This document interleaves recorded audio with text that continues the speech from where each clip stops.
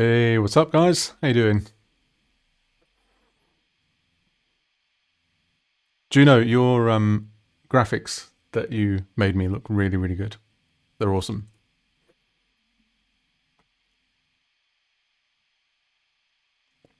I feel like every time I'm on stream, I have a beer in my hand. Hey, Daniel, how's it going? I still haven't learned Cloud City yet. I was gonna, and then I didn't. Do you know is the queen of Switch overlays? Yeah, yeah, it's really sick. Like, bless her, she was working on it like Sunday evening or something, and it was like 10 o'clock, and just throwing like video renders at me and all sorts of stuff, and I was like, yeah, really good. Hey Aaron, yeah, not too much, man. I don't know when the last time was I did a stream. It feels like ages. I was going to do something last night, and then oh no, don't apologize. You know, I meant more in terms of like that. You know, you didn't have to be working on it that late. Oh Daniel, no, for real. I know I'm making a bit of a running joke about it, but I will learn it for you for next time. I promise. But yeah, I was going to stream last night, and then I ended up getting loads of like synths and stuff out, and then I got so bogged down in like how to set it up and just tweaking and everything. And then it was like 12:30, and then I went to bed.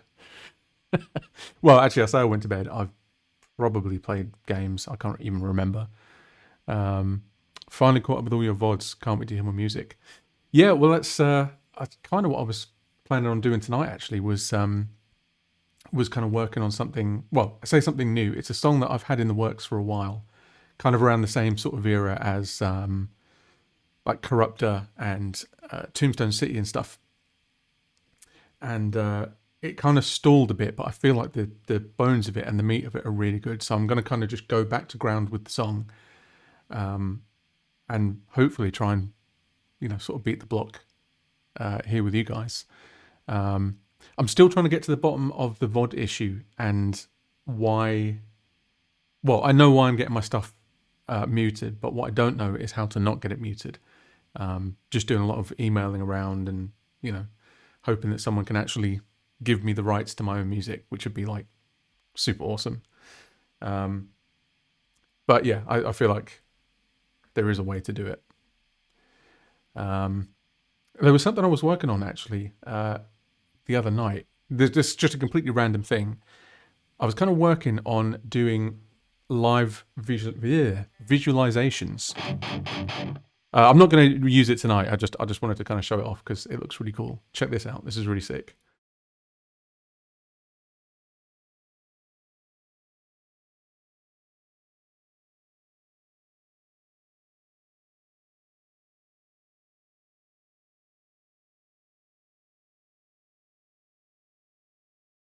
Called Magic Visuals, and I'm still kind of learning how to use it. But basically, you can set yeah, live Wombo Dreams. I wish you can kind of create all these different modules and stuff, so that when you play audio, if I can remember how to get to it.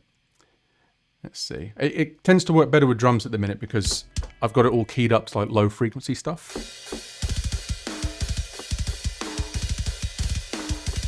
So if I do that kind of like big screen, big it up.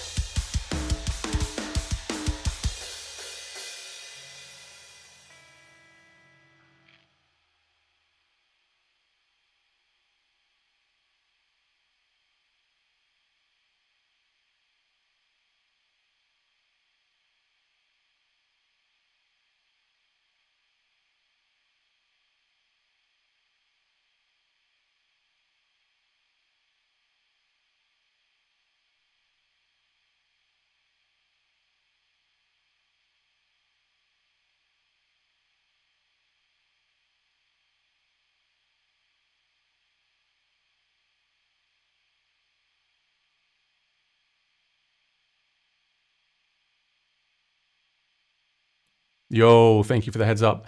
I just realized I've been chatting and nobody can hear me, which is great. But yeah, so this thing, there's like loads of different things on the internet that you can download. They're all free. And they're all like really light CPU as well. I think they're like these OpenGL shader things. And you can key different things in the audio to different parameters. So you could say, every time it picks up something in like 80 hertz, it speeds the clouds up or changes direction and stuff like that.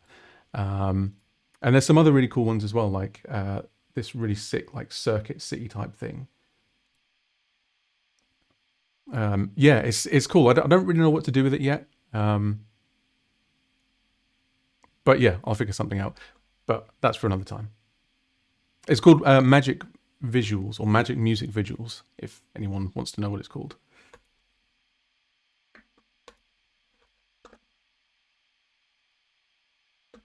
Yeah, I was thinking that as well. And what you can do is you can set up different scenes. And then there's a way that you can switch them. And I'm wondering if like there's a way to maybe switch scenes using like chat commands or something.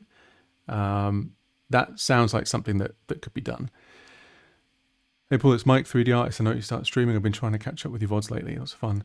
Oh, nice one, mate. Good to see you in here. Yeah, I'm going to guess that was probably Manuel, because he gifted like everyone in here a sub the other day. So yeah, big thanks to Manuel, probably. Switch in real time. Yeah, I mean, you can even do it with MIDI. But the issue I have at the moment is that you can't use a MIDI controller in more than two destinations at the same time. So you would have to have like a separate one just for changing scenes. So yeah, I don't know. I mean, it's a whole like rabbit hole that I'm not entirely sure I want to go down, but it could be cool. Hey, Dunk, you're right. How you doing? Looking forward to catching your streamathon on Saturday, Dunk. It's gonna be good. It's this Saturday, right?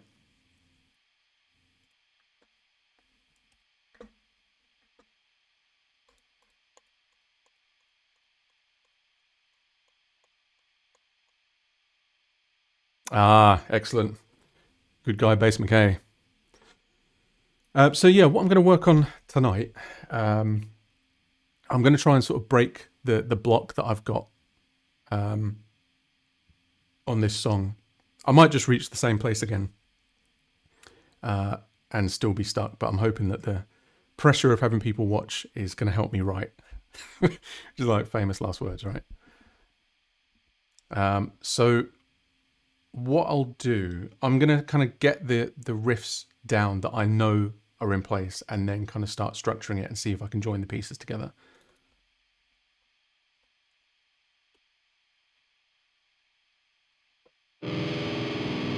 And you guys can hear the guitars okay and everything?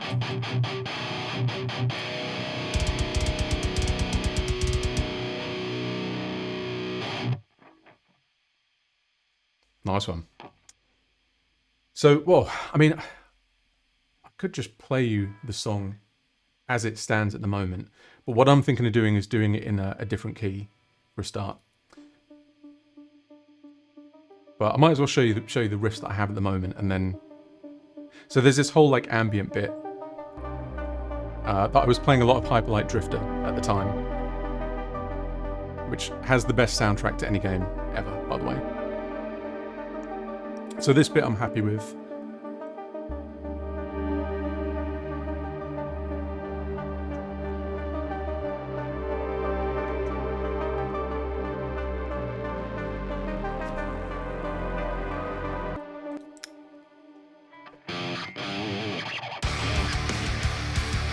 Right, this bit I'm not too sure about. It's really Deftonesy, so I can skip past this bit.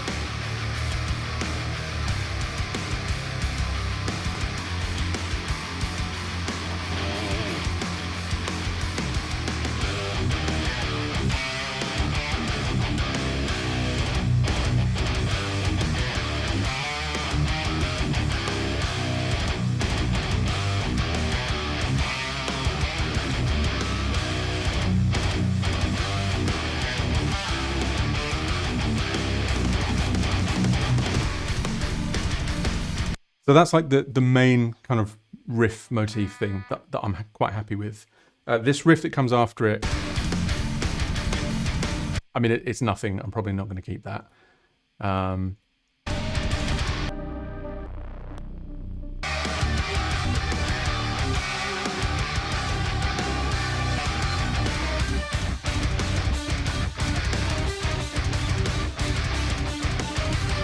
So there's like 2 or 3 like main elements in that I know I'm happy with. I like the little, that motif. That's cool.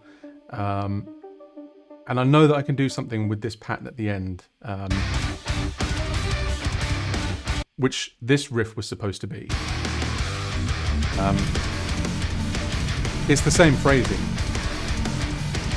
but I don't like it. So what I'll do is I'll get down the riffs that I know I like, and then just try and build it out from there.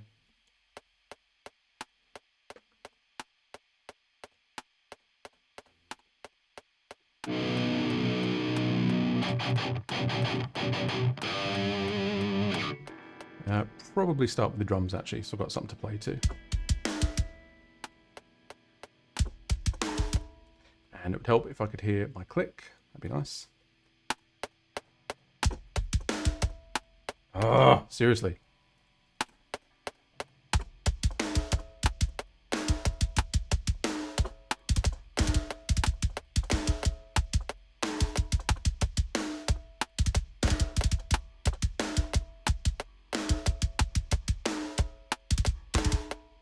I feel like that's wrong.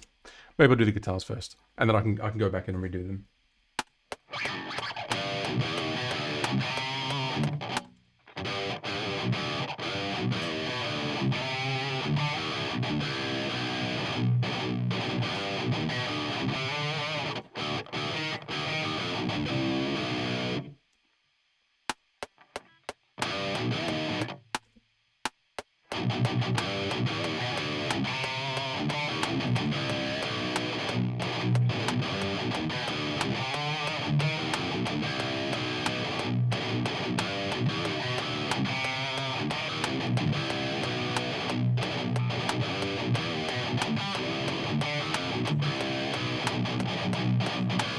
Right, I know that's rough. I just need something there for the drums because I can't remember the pattern without them.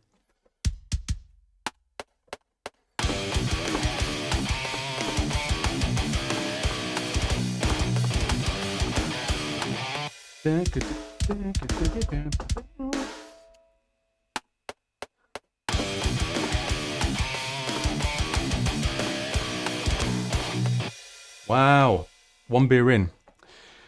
Chimpy, how are you, mate? Struggling to keyboard drum at the minute, but otherwise pretty good.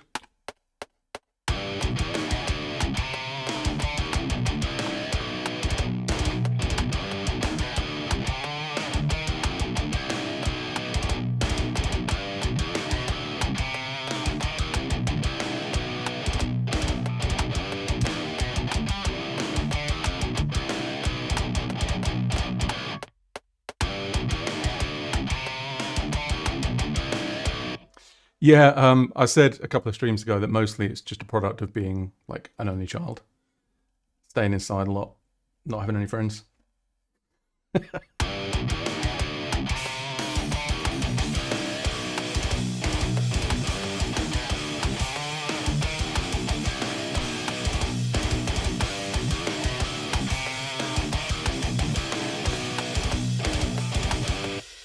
feel like one of these is wrong. There we go.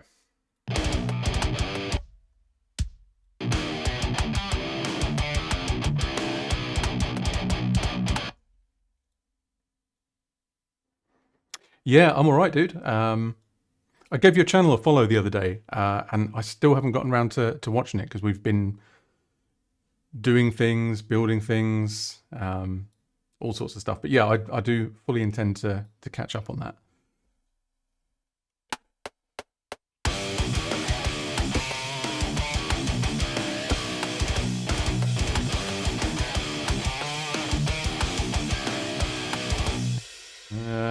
I'm not going to worry too much about the accents now, actually. I'll just get the pulse down.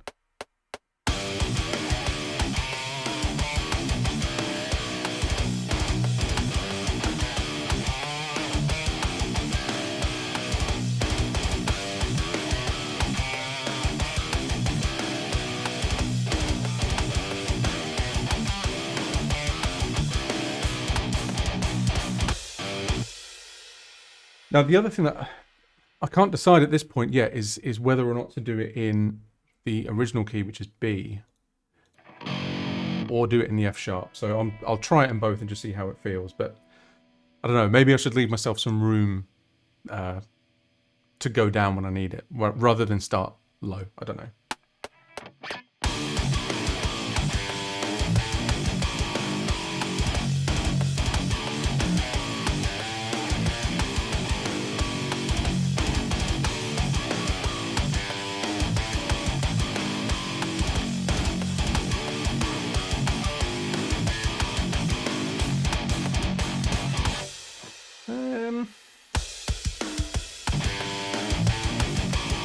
Nah, it's too sludgy, I think.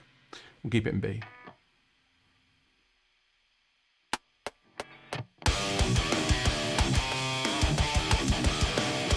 It's that.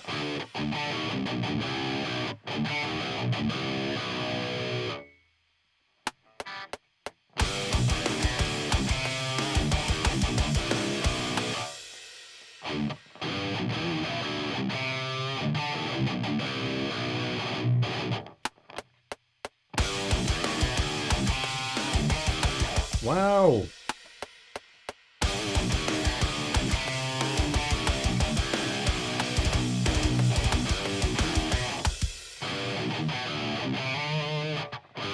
I'm going to try and get like a little slide in there as well, like.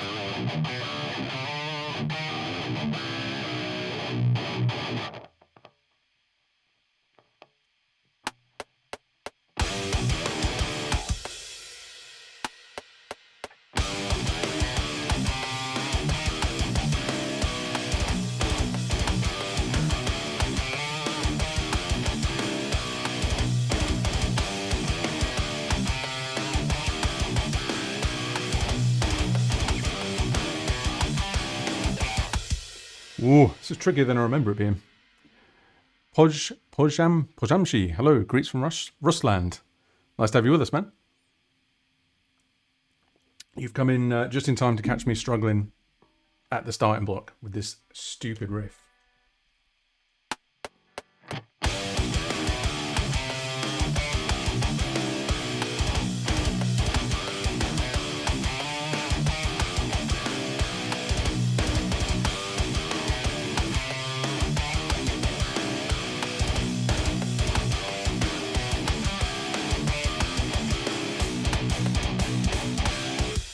Yeah, that'll do for now.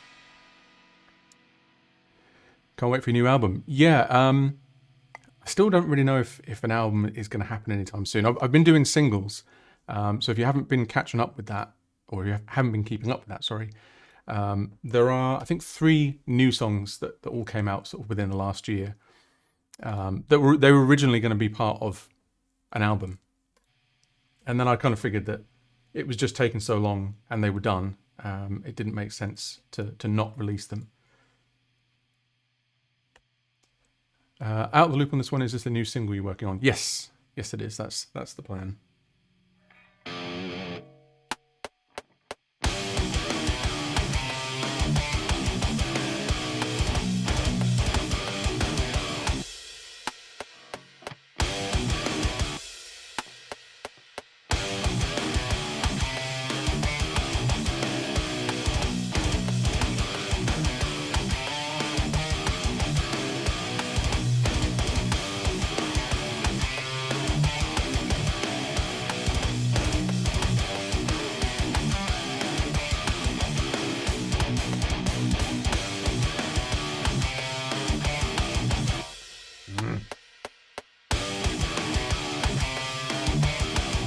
Keep hitting that by accident. I think it's because it does it later on.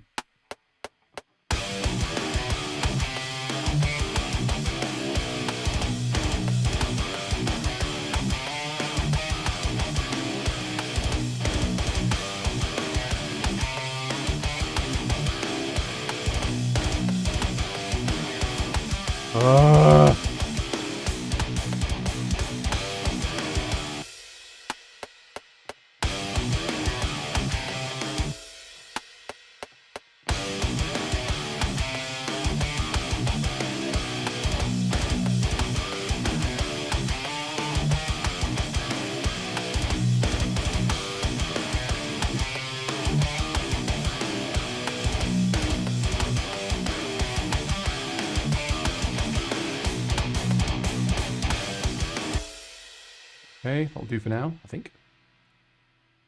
I might actually do some real bass on this as well, because I've been using MIDI bass for everything, and it's good, but it's not quite the same. Guitar tones, chimp bass. Nice. Aurora is one of my faves. Nice one, thank you. Yeah, I keep meaning to learn that for stream, but it's got this section in it that's like non-stop tapping for like 2 or 3 minutes. But I will learn it at some point. Do you typically double track all your guitars? Yeah, I do. I mean, some people I know do a lot more than double tracking. They'll, quad or octa track.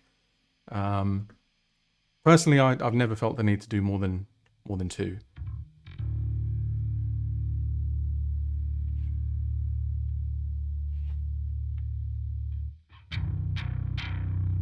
Man, the strings on this is so dead. It's ridiculous.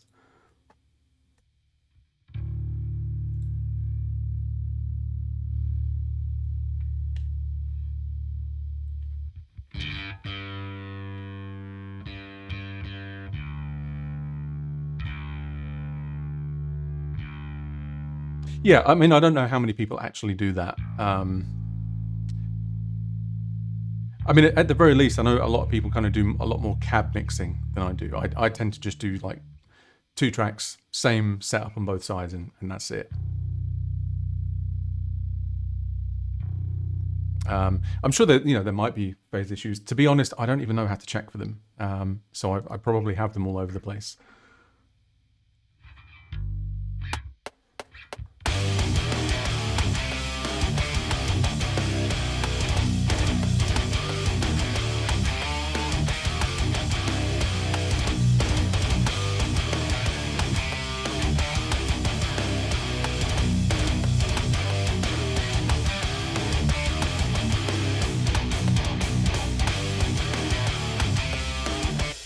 Oof.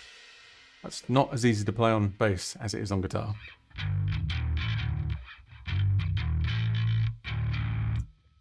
That's because I'm in the wrong tuning.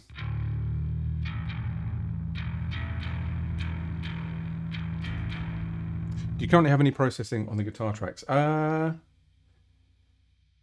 it's just the amp. I mean, I haven't compressed or EQ'd or anything, to be honest. These are the Quasar virtual amps. You can get these as VSTs as well, but obviously I'm using it in Reason. Same with the bass amp as well. That's made by Quasar. Quasar?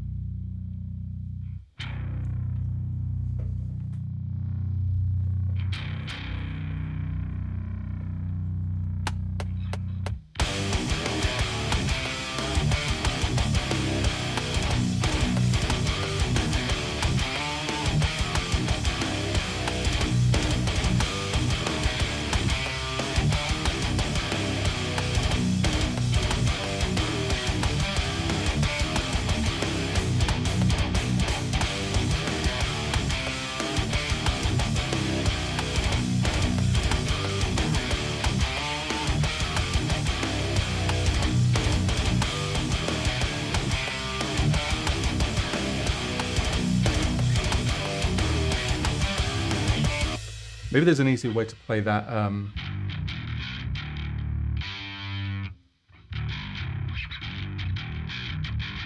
That would make more sense, I think.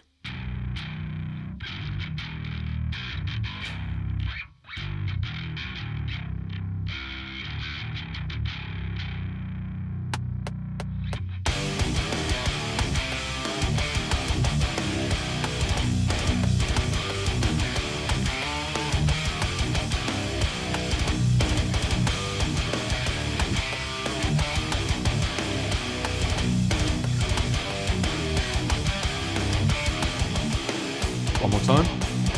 Oh, to be fair, I can just punch in. What am I doing? Because the first half of that was okay.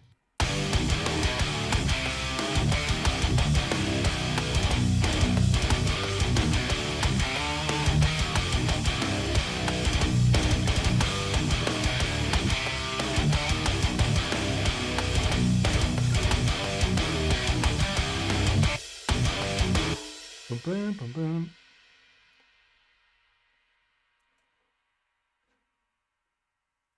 Are you comping in Reason? Yeah, you can comp. I'm just doing straight takes, but like, let me see.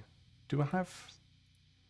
Yeah, so you can select comping lanes in this like you would in Cubase or Logic or whatever. Um, again, I just tend not to do it really. I just keep going until it's right, or I drop in.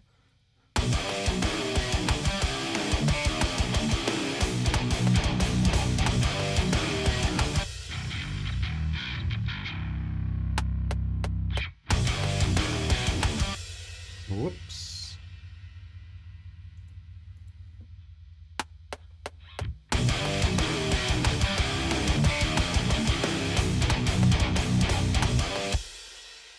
I mean, that'll do for now. It's all going to be redone anyway.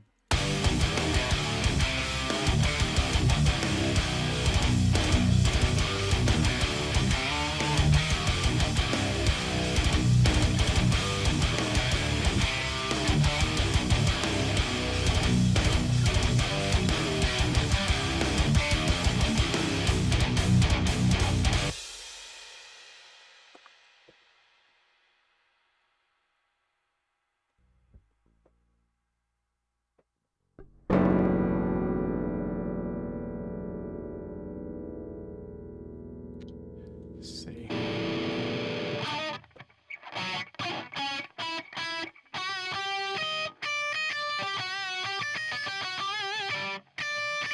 Yeah, this top part. It's kind of one of these things that like I tend to do quite a lot, where there's just a note phrase, which I think I got from a Nemec song, something like that. But so that's kind of transposed on top of the rhythm, so it's just going to kind of follow that and go.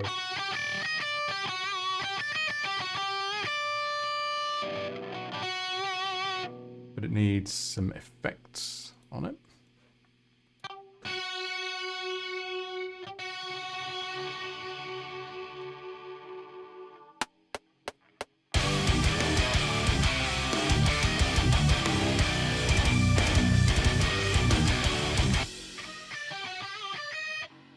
Oh, it's going to be hard.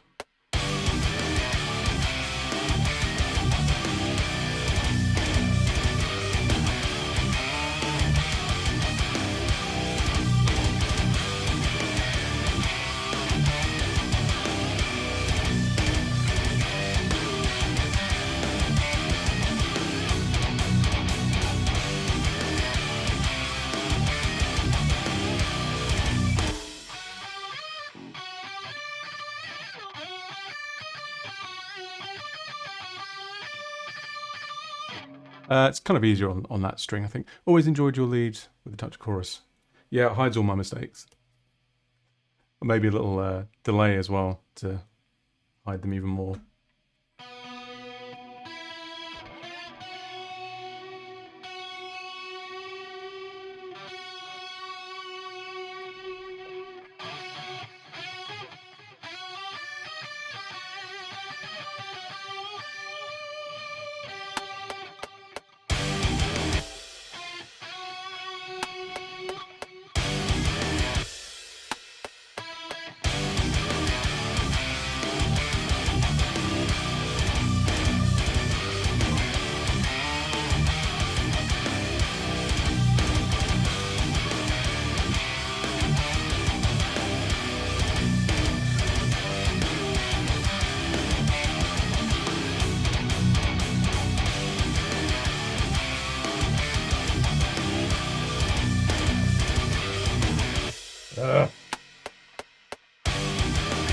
Maybe it is easier there.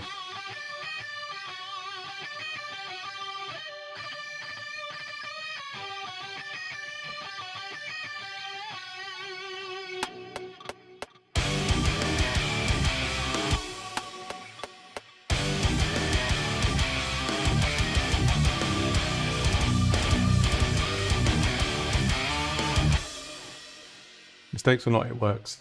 Yeah, I mean, the only thing I do kind of tend to find myself being a little bit overly reliant on delay and reverb sometimes.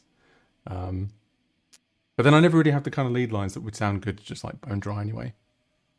Love Nemic. Yeah, I was saying a few streams ago about like what a kind of underrated reference in terms of like who I tend to cite as an influence Nemic are. As in, I kind of got into them before I got more heavily into Meshuggah.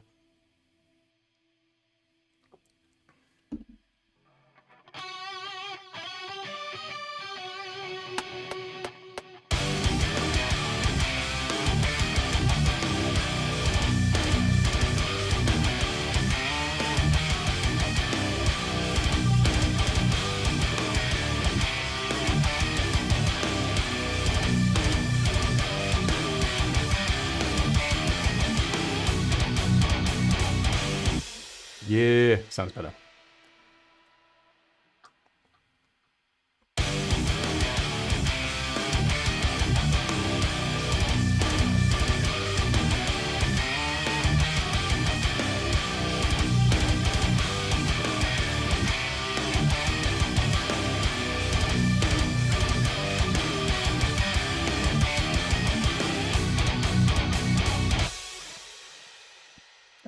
How do you mix in lead lines? Normally, well, because so at the moment I'm using the same rhythm tone for this lead part, which I wouldn't normally do. I'm kind of just doing it for the sake of speed, but normally I would do something like, let's see, choose a different kind of mic, like a condenser maybe. Something that's naturally a bit more like mid-rangey.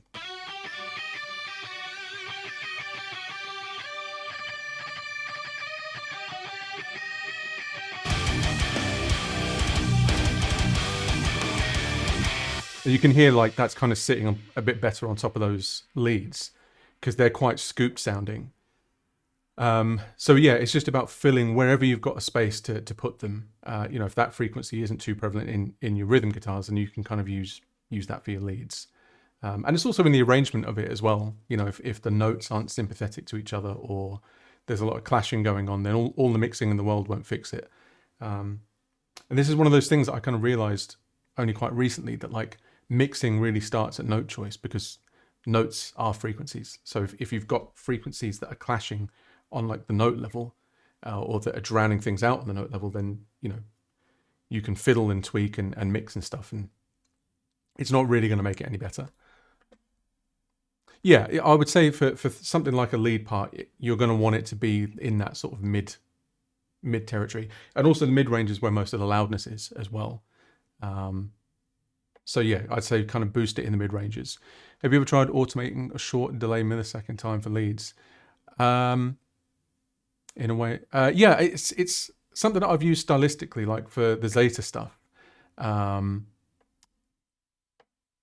you talking about like an actual delay, like mixed in with the dry signal, or actually pushed back from the rest of the song, like just a straight up delay? In a way, arrangement is the first part of mixing. Yeah, totally, absolutely.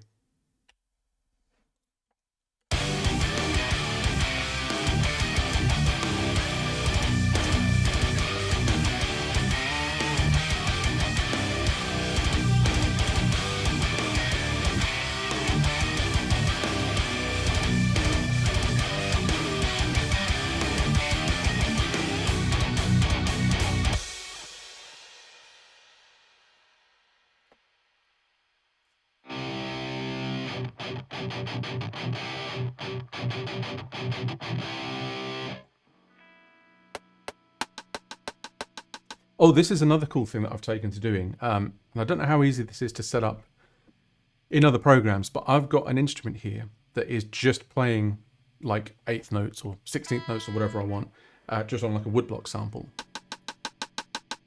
So that for things that have like weird lengths and weird repetitions and stuff, I turn the main click off and just work to that, and then I don't have to worry about keeping track of like where the one is and stuff.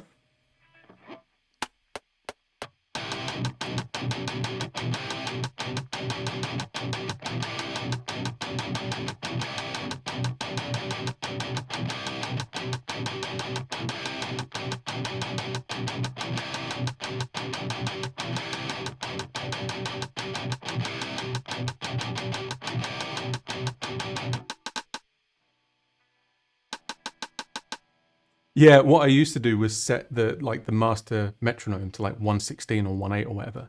But then I'd find that I would get like 1/16th count in. So it would be like record go.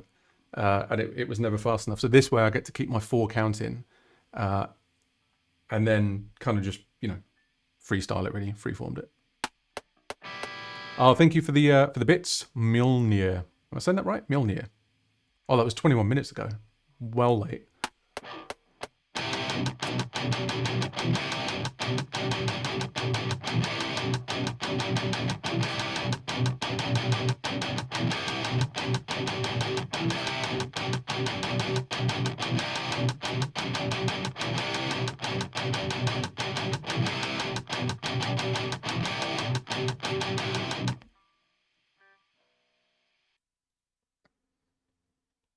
And the cool thing as well, I know you for a fact you can do this in live. I'm not sure about other doors, but I've set a custom key command. Casey actually showed me how to do this. She was like, "Oh, do you know you can map your QWERTY to things in Reason?" So that Shift and C is kind of like my secondary click, and that just turns on and off this thing. And if I wanted to,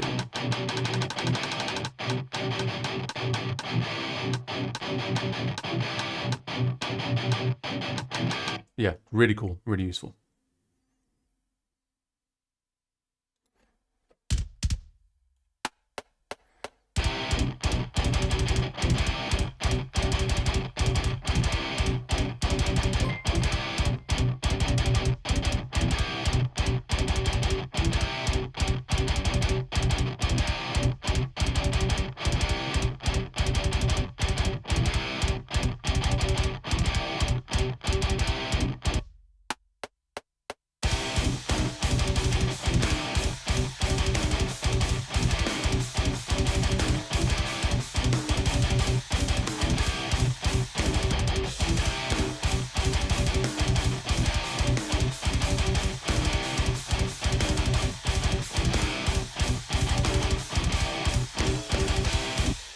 What are you using to get the stereo spread on guitars?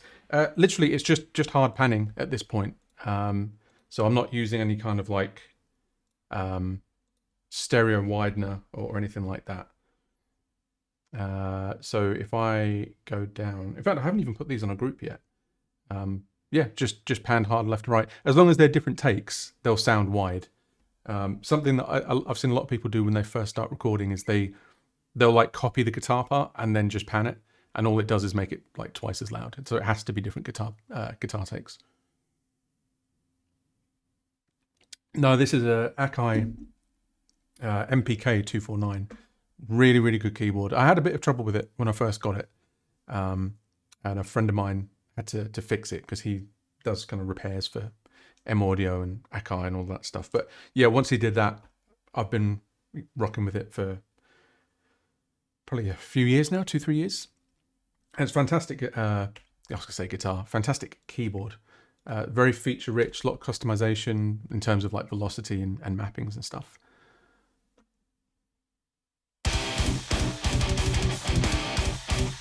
Now I remember on the original, there's a kind of break in the pattern where it's like dun dun dun dun dun dun. So I'm just going to drop in and do that because I haven't learned to play it in that way yet.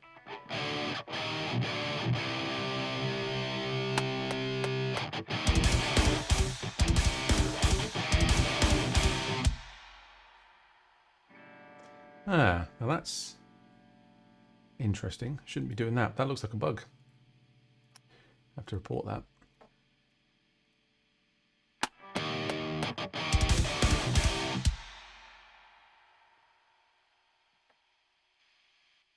I do genuinely recommend Reason, or generally recommend Reason. Just this version it's still got a few hiccups to iron out. So if you are able to get hold of 11 Suite, it's mostly the same minus the kind of high resolution graphics and stuff. But they are getting fixed, so.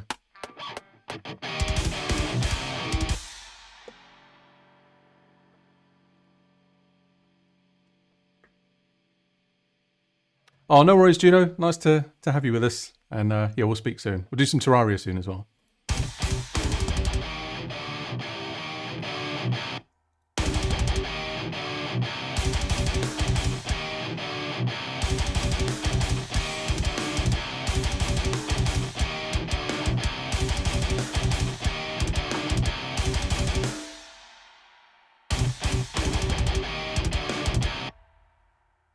think that needs to be a double at the start.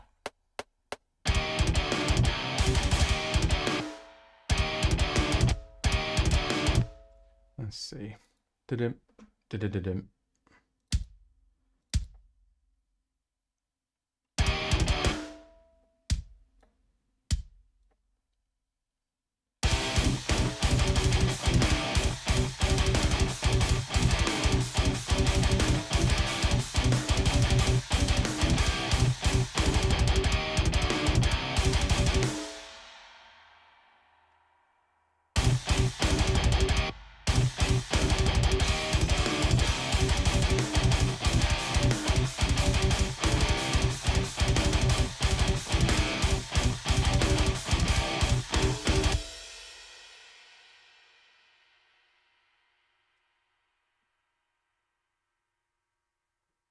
Yeah, I actually I have a Studio One license, 4 Pro, I think.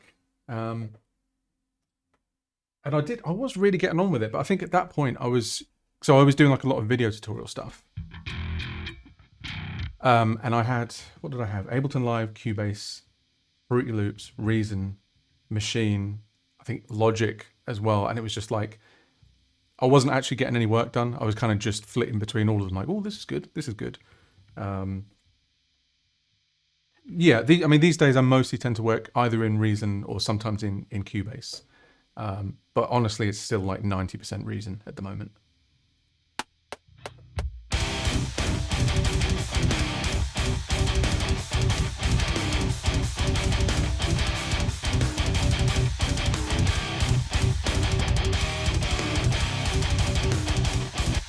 It's that.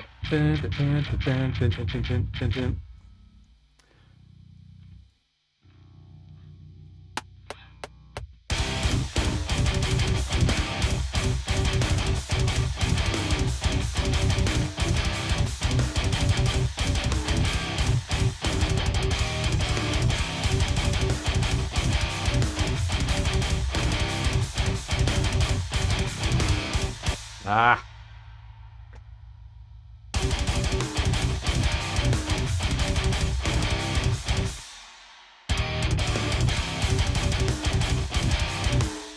If I zoom in, I can just follow the waveform.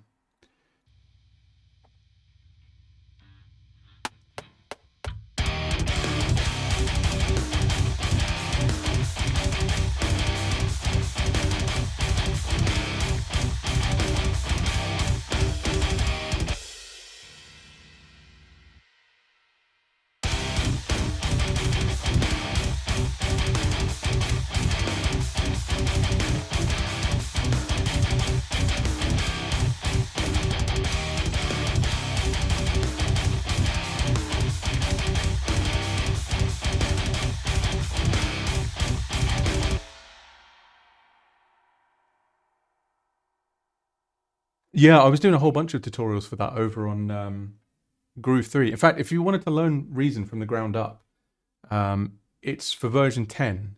But basically, when they add to the software, they tend not to change too much. Like it's always kind of like building on what was there before. So if you were to go over to Groove 3 and check out the Reason 10 Explained course, it's like 3.5 hours long, and it will literally show you how to use the software like from absolute scratch. So yeah, well worth checking out if you want to get into Reason.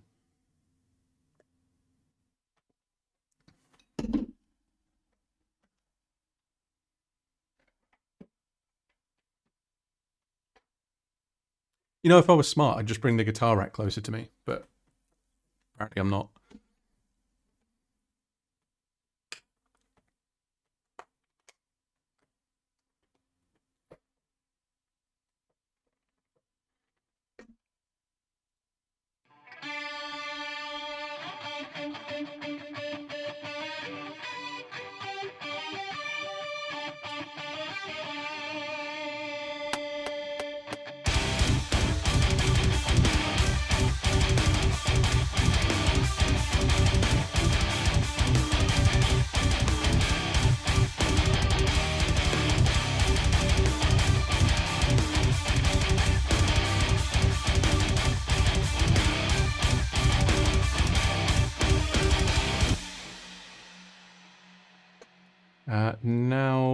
There's also a sound in this. Where is it now?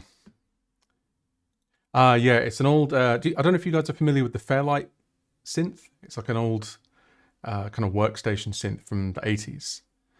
Oh, hey Kovacs, how you doing, man? Fairlight voices. Let's see.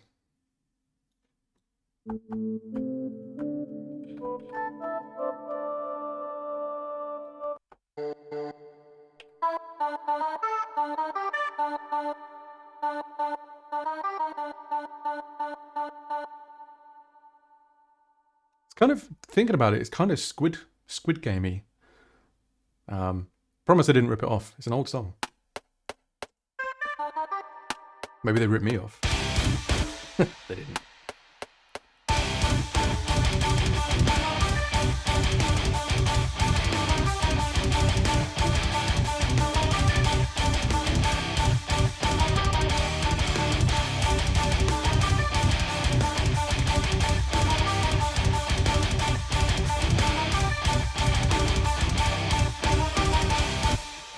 Did you manage to talk to Type A about artwork for your single?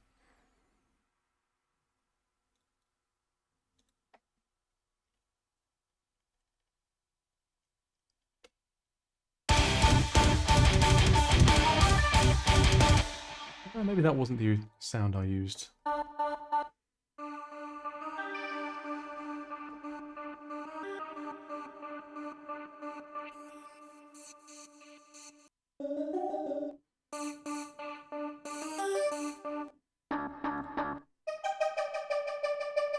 Oh, that sounds kind of cool. Cheesy as hell. But it doesn't fit.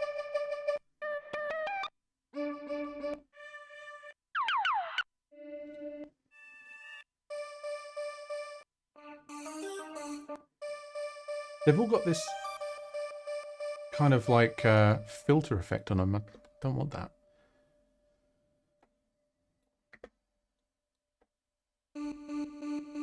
There we go.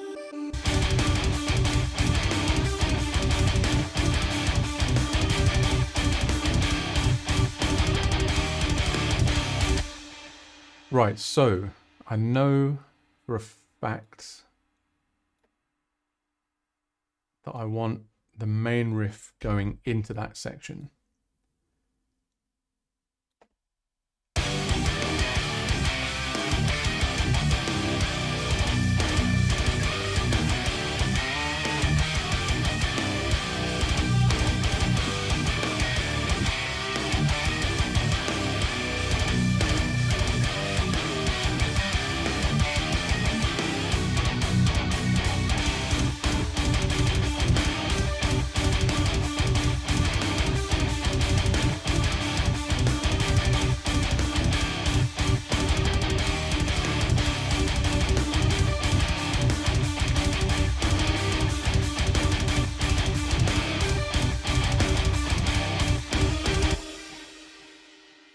Again, haven't saved yet.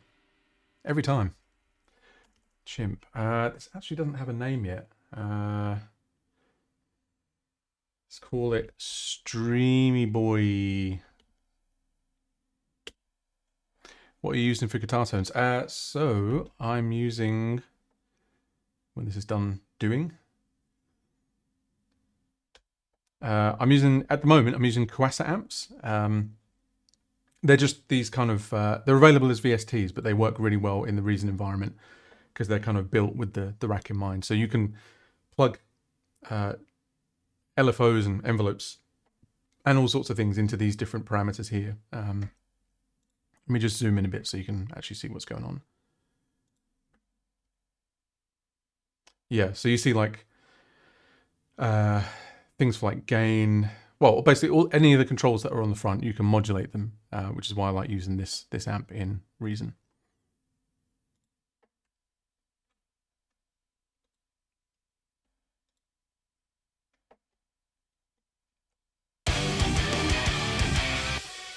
Also, I need to, there's like a drum fill in this bit.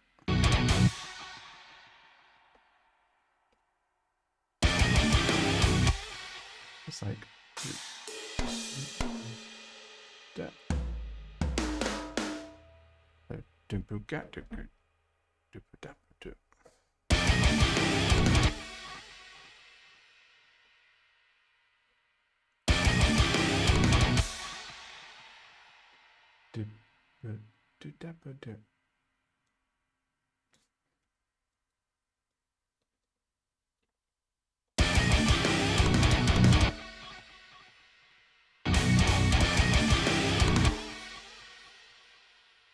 That used to be a double kick, I think.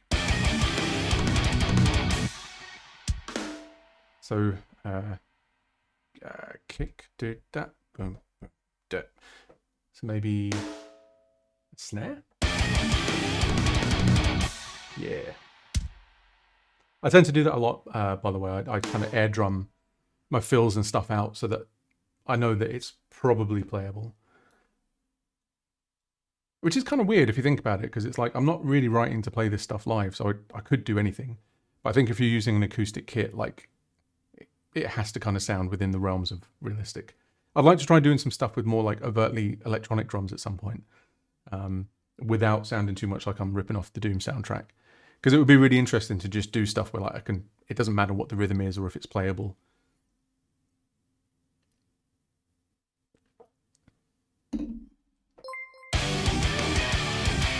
Oh, lovely, thank you for the follow, Shreds.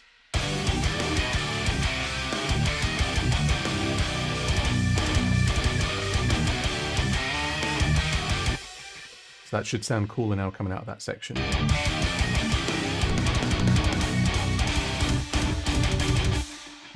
Still not quite right.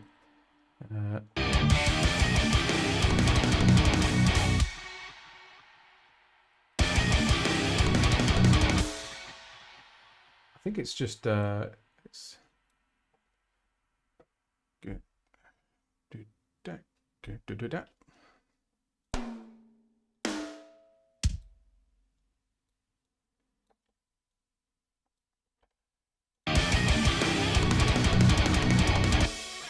Yeah, that sounds cool.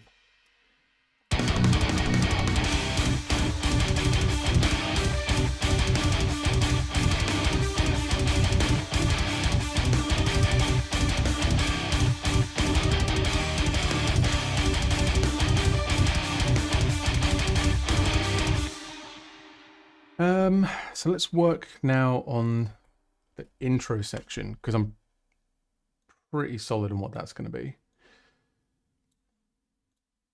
And also just get these named up as well while I'm at it. So I've got my bass, RG left,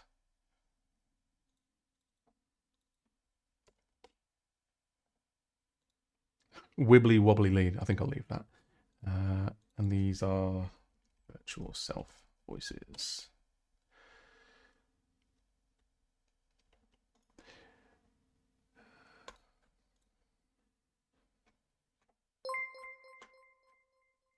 Oh, nice one. Why the band? Nice to have you here.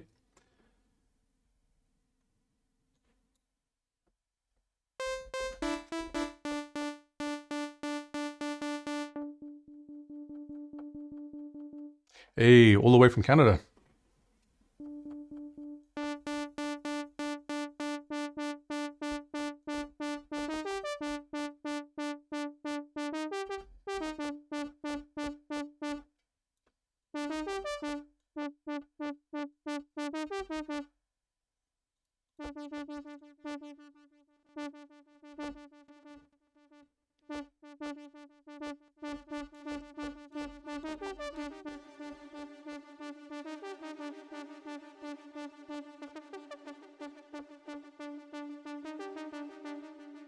I think that's the sound that I used. Let's see.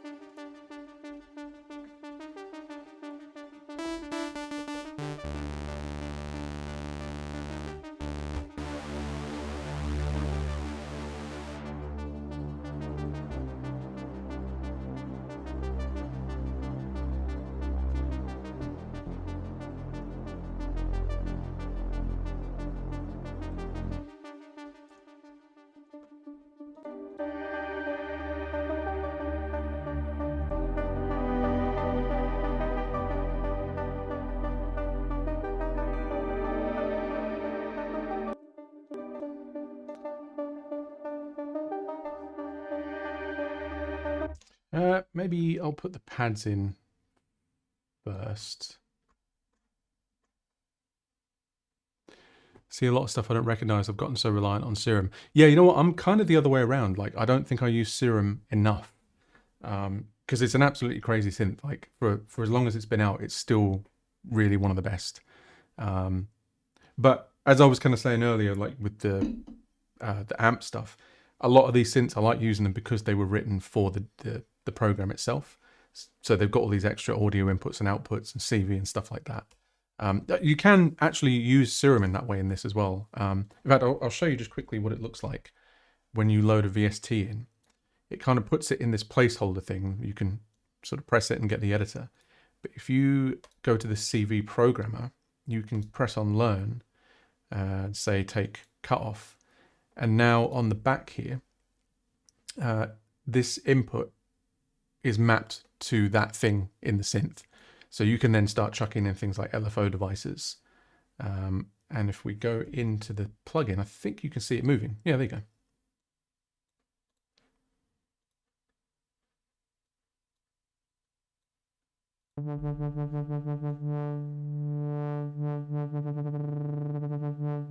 Which is pretty cool. And it's interesting because, like, I never think to do that until I'm showing it to someone else. I'm like, oh, hey, do you know you can do this, this, and this?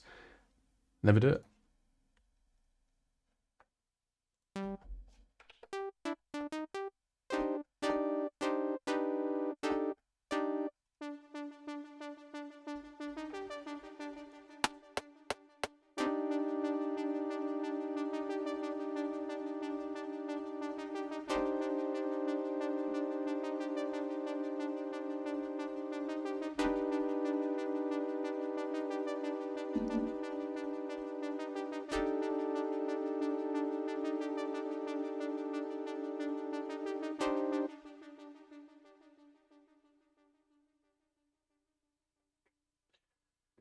See, want legato.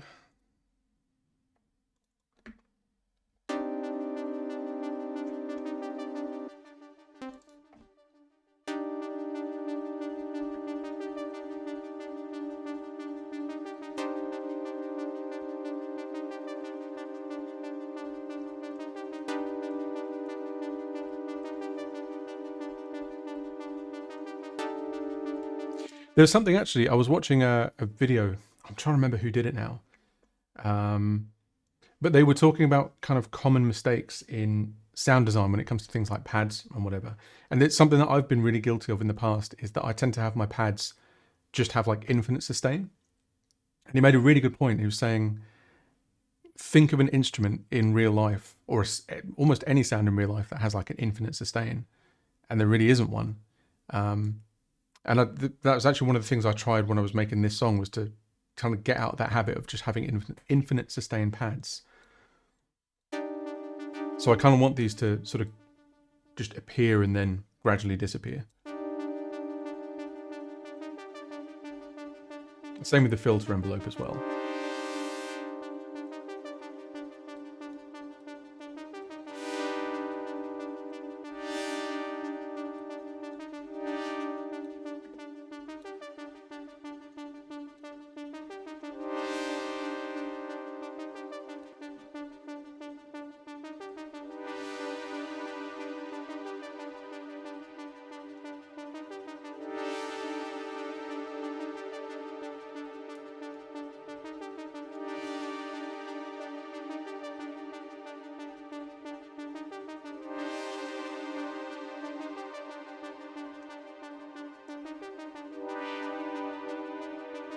Yeah, that sounds cool.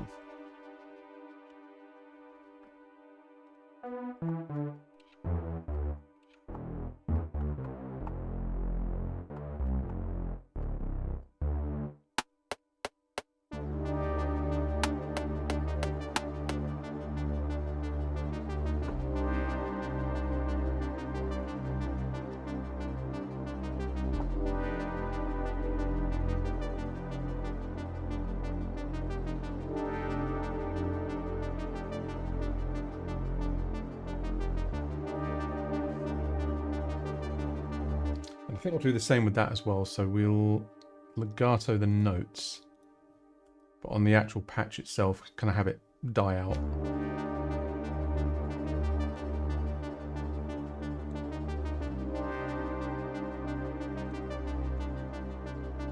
Something actually, this is a really cool trick. For the longest time, kind of embarrassingly long, I wasn't entirely sure what the S in ADSR was. And what you can do is, so basically you have, if you imagine that the value goes from 0 to 1, so 0 is off, 1 is the loudest. Attack is how long it takes to get from 0 to 1. Decay is how long it takes to get from 1 to any value in between 0 and 1, and then release is how long it takes to get from that back down to 0. So what you can actually do is kind of use this sustain is actually a level control, and that's what confused me when I was first getting into synthesis. It's like I didn't understand the function of sustain. It's not actually a time control, it's a level control. So a good way to set it is decide how long you want your decay phase to be by setting the sustain all the way to the bottom. Work the timing out. And then set the level that you want it to rest on.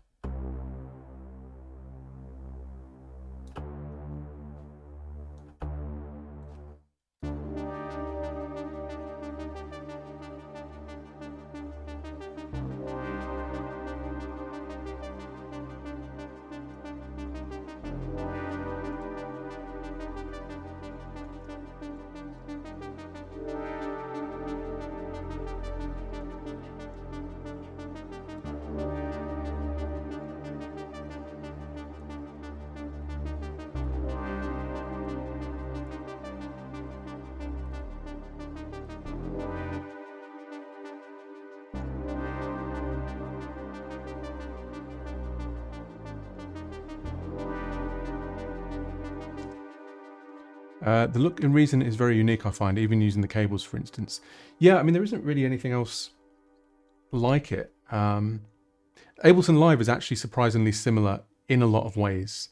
The only difference really is that the rack in Reason is vertical and it's for the whole song, whereas in Live it's horizontal and per track.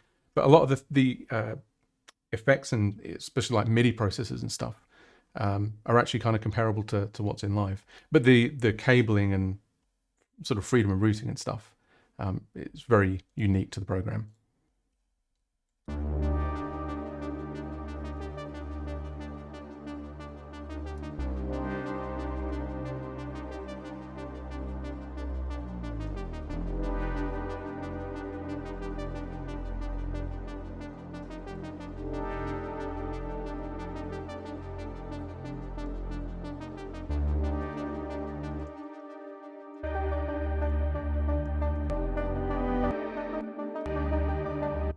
Okay, so that last note doesn't last that long.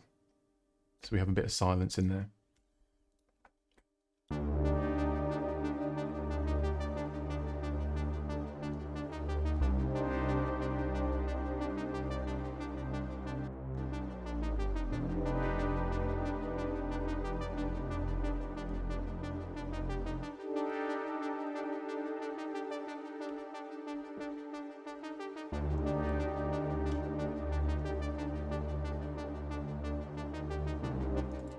That is drone bass.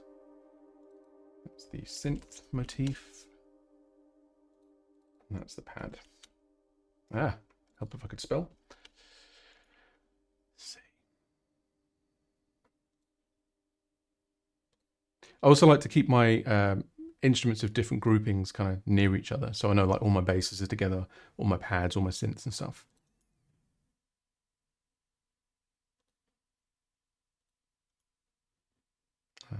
That's a voice. And these are guitars, so they can be green. Are you remaking an old song you did, or is this a cover? So it's an old but new / unreleased song, and I always kind of got to a certain point with it and then got stuck. So I'm trying to get unstuck live in front of people, which may or may not be a good idea. We'll see.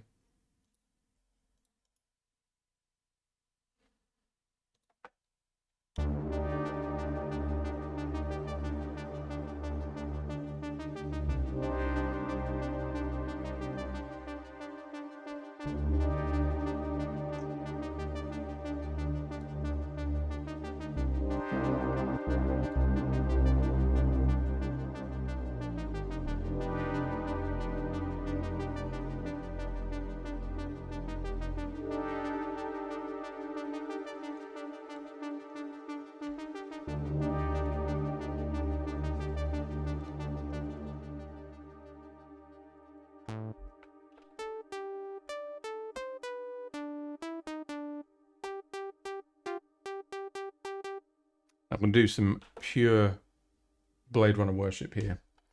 And I want a...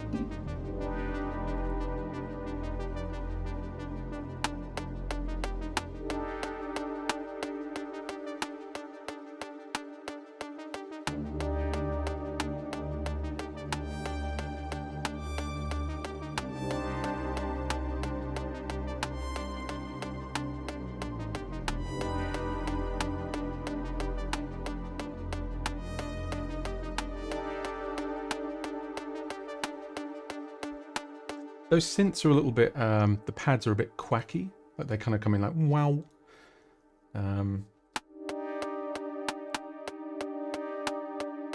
Yeah, it needs to be more like mellow.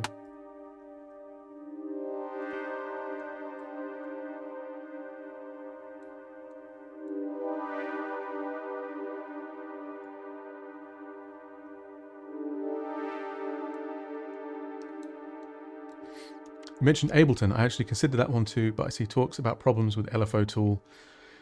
Given how much I use, I thought I'll go with Reason next. Yeah, I mean, all DAWs have got their issues. You know, if you go on the user forums for Reason, it's mostly people complaining. And if you go to Ableton, it's the same thing. Ultimately, you know, I don't think any program is going to do everything perfectly, but the things that Reason does really well, you know, they're the things that keep me working in it. And as I say, it's actually quite comparable to Live. And once you're working in the sequencer, it's not that much different than a lot of other programs, really. Right, see how that pad sounds now. I think I made it worse.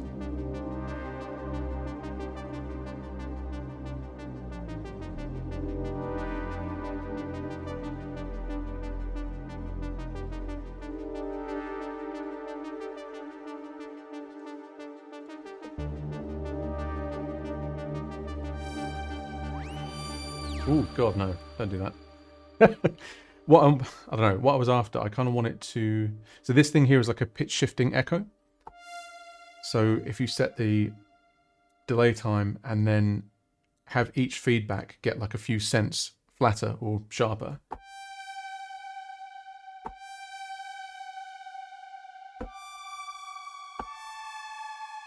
And then just kind of mix that in with the original.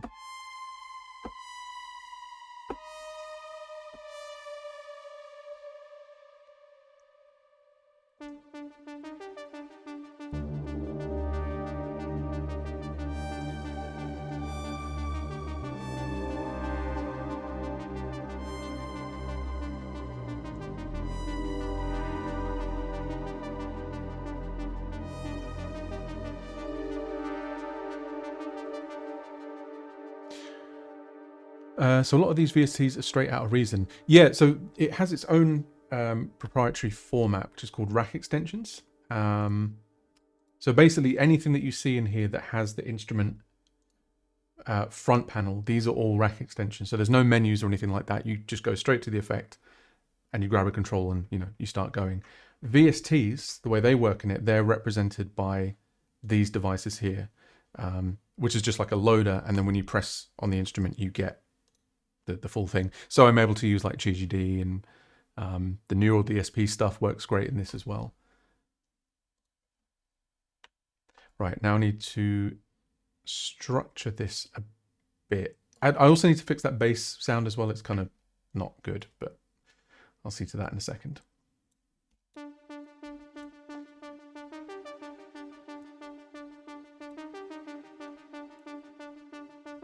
So I know it starts with just this on its own, and there's some kind of like weird melody thing. And then it kicks in.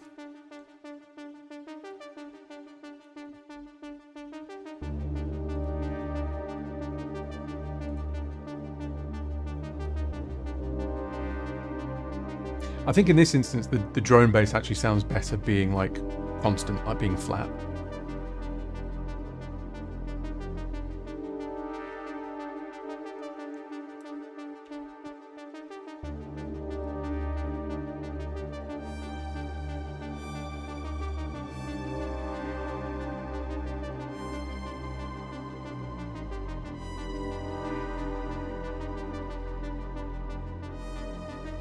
Ugh.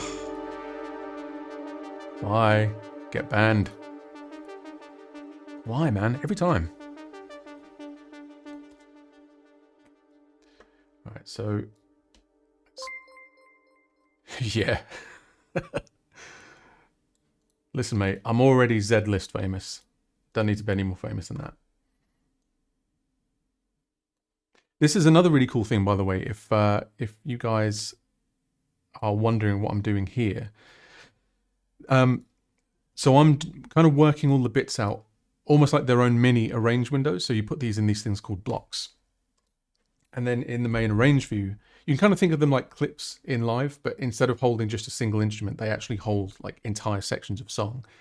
So if I was to make a change, say it goes like main riff, chuggy riff, main riff, and then intro. That's just for example. If I was to then go into main riff and make a change, when you go back to the arrangement, it would update everywhere that main riff is used. And it's really cool as well because you can kind of rearrange big parts of the song. You know, you don't have to grab a whole bunch of little parts. You just move them about.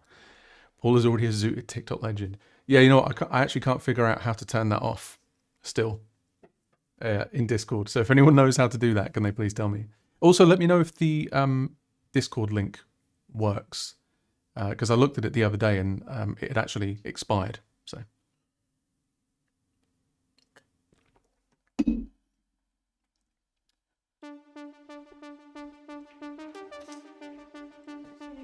Hello.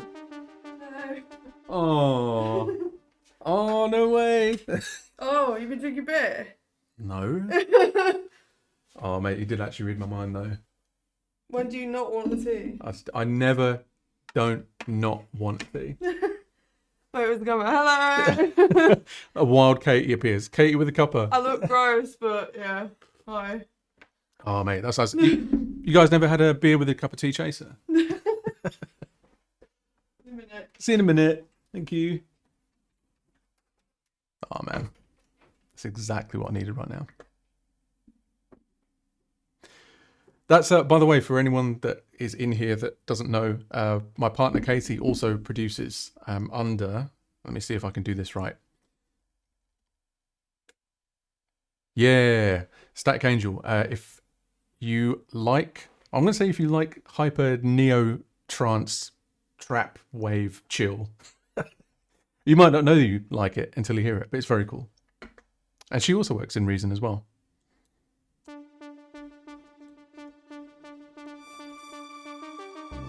Right, so let me listen to what I had in this thing. I mean, that does sound kind of cool.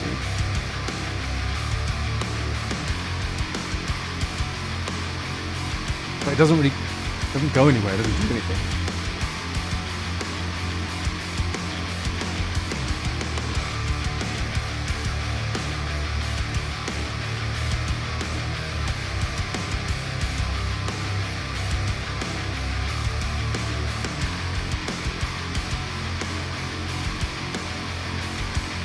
Maybe I can, let's see. Maybe I can incorporate some of that motif into...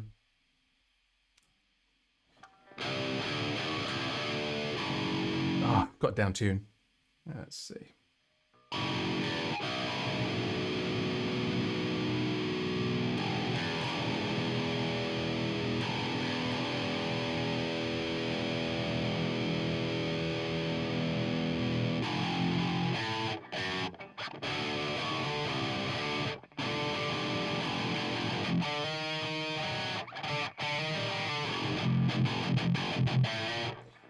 So yeah, so where I've got that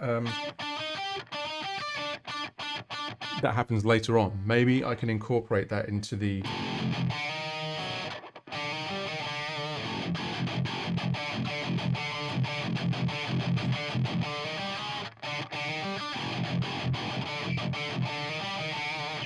something like that. I don't know yet. RG2228. Yes, it is. It's the one with the what do you call it? Deactivators. Damasio deactivators in it. Very cool guitar. It needs a bit of a setup though. I mean, I've had this now for, I don't know, I want to say best part of when did they come out? I've actually had it since it came out, so maybe like a decade or so.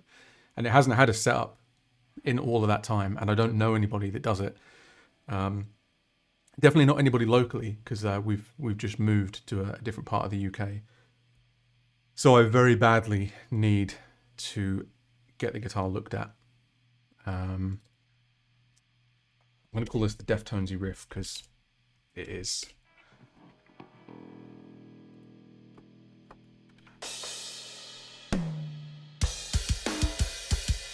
See, that beat works because it's got a bit of the that.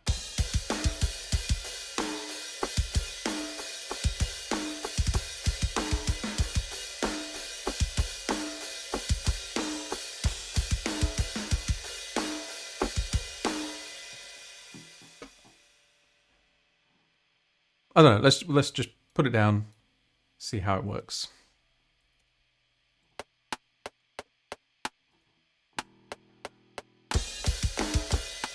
Left my guitars recording.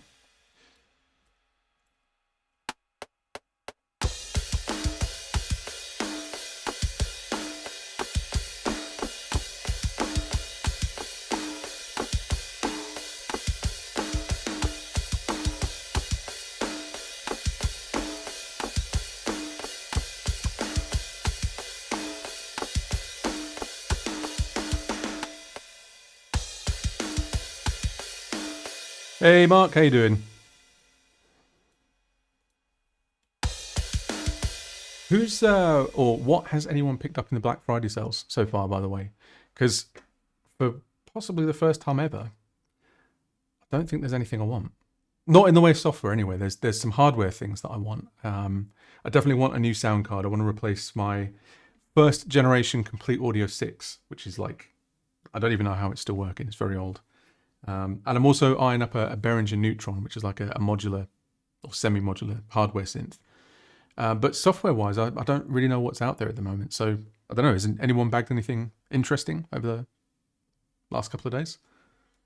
I know someone said they were looking at all the neural stuff, and I wouldn't mind checking out the Gojira neural purely to get to the pitch shifter, because I'm told it's one of the best software pitch shifters that are out there.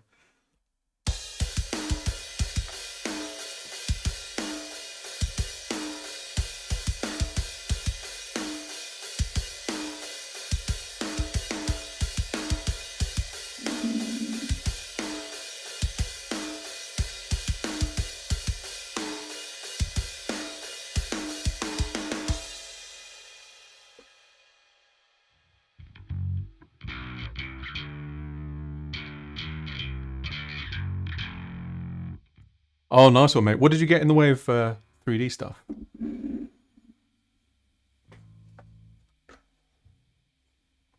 Speaking of 3D, actually, I don't know if this,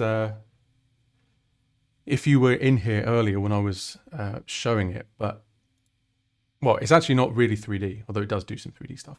But I've been mucking about with audio reactive stuff, which I should be able to do. But this thing also supports, let's see, ISF, like OpenGL shaders. So you can run like 3D environments and stuff like flying through a city or clouds or whatever, and generate like live imagery, sync things based on like frequency, pitch, even like MIDI and stuff as well. I've just realized actually in this view, my alert box is in the wrong place. How do I change that? Display capture, Brio. Ah, there you go. I'll just move me up there. Or maybe up there. Or maybe over there. Yeah, it's really cool. Like, if you look at the setup in there, you can see that it's taking the frequency, like 20 to 80 hertz, is triggering like that particular parameter on the effect. You can tie it to like volume, pitch detection, all sorts of stuff. Really cool. I'm really surprised as well. It's not adding anything to the system load while it's playing the music. So this is called what is it called? Magic Performer? No, it's not called that. Magic Music Visualizer. I think it's like £60 or something like that. But all of the effects for it, it's all kind of like free open source stuff called ISF filters. So if you Google ISF, you'll find a website. In fact, I'll just show you. Let's see. Why does it do that now? Let's do ISF. What is it now? Shaders? Interactive shader format. Yeah. So on this thing, browse shaders. So if you were to find something that you liked, like this one, for instance, you just go download as a zip and then put that in wherever your custom shaders folder is. That will then have all of these parameters like seed, scale, like that could be controlled by volume in music, or the zoom, color cycle, all of that stuff. And you can also have multiple scenes per project as well. So what I'm trying to figure out how to do is have like a bunch of different visualizations set up and maybe just have them kind of like scan through, like sort of fade in and out and stuff. Or like do different setups for different songs. Because there's a really cool one that's like, seems perfect for live performances. Yeah, I mean, what you could actually do, depending on how deep you wanted to go with it, but you could have like different band members or different instruments triggering different things. So like the kick drums would be tied to a certain type of effect, almost like the way you use DMX for light shows and stuff. But yeah, it's really, really exciting stuff. I haven't quite figured out how I'm going to work it into streaming yet. Maybe just to give people something a bit more interesting to look at than like my face. Not that I think there's anything wrong with my face, but you know, it's not very cool.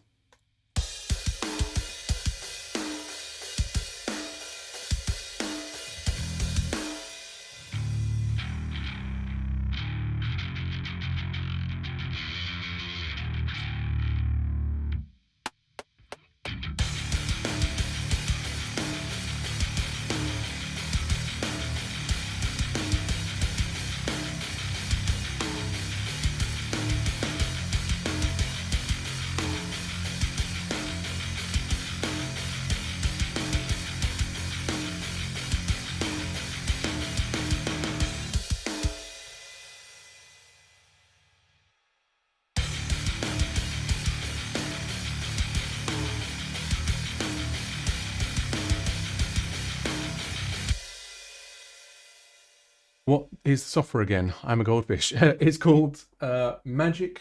In fact, you know what? I will show you the website. Magic Music Visualizer. Yeah, this one here. Really, really cool. As I say, I can't remember what I paid for it. About £60 or $60 maybe. But really cool piece of software. Hey, Mr. Chimp, a random question. How much time a day do you spend on music? That's a very interesting question because So I work full time. Like I do 10 to 6 as in a production and library music place. I kind of do a lot of the back end stuff like metadata, playlisting for clients and all that stuff. So at the moment, I'd probably say that I'm not doing as much music as I should. That being said, since I've started streaming, I'm doing a lot more. I mean, even this in itself, like just spending, an hour and a half pretty much solidly on an idea isn't something that I would normally do if I didn't have the stream to do. So yeah, it's gradually picking up. I'm trying to sort of get the balance a bit more in tune.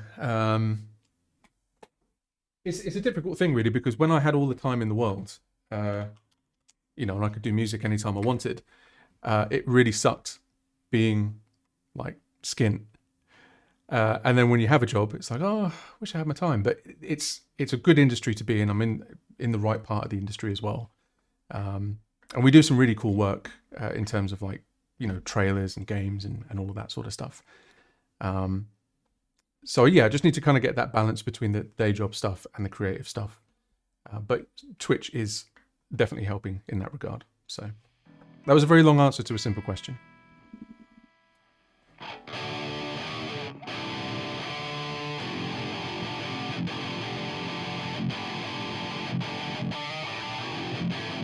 Yeah, if I can work in that, just see how it works.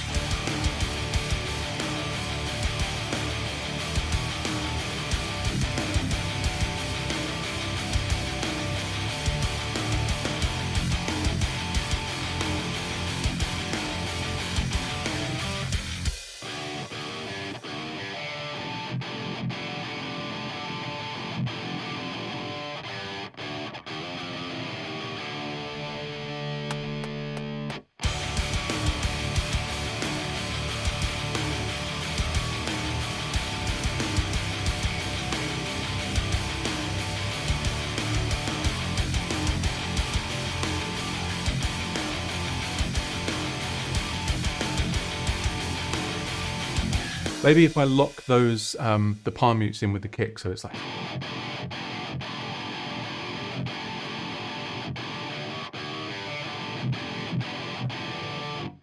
That could sound cool.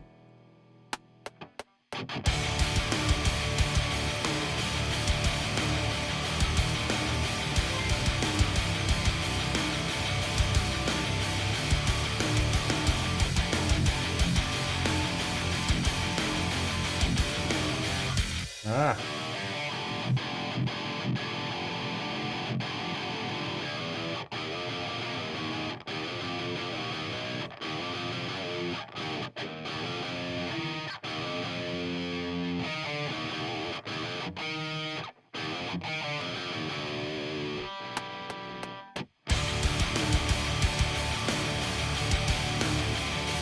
I've just realised you guys are looking at a black screen. That's not very entertaining.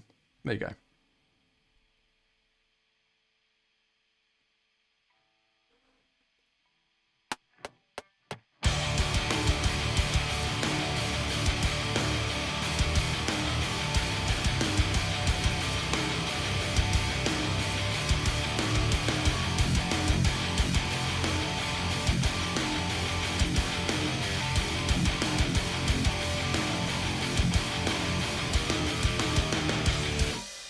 There's a bit of a discrepancy between what the guitar and bass are doing, but I'll figure it out.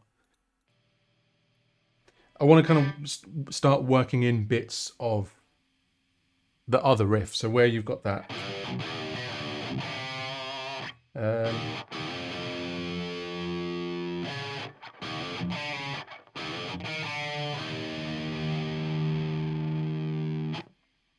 don't know. I'll figure something out.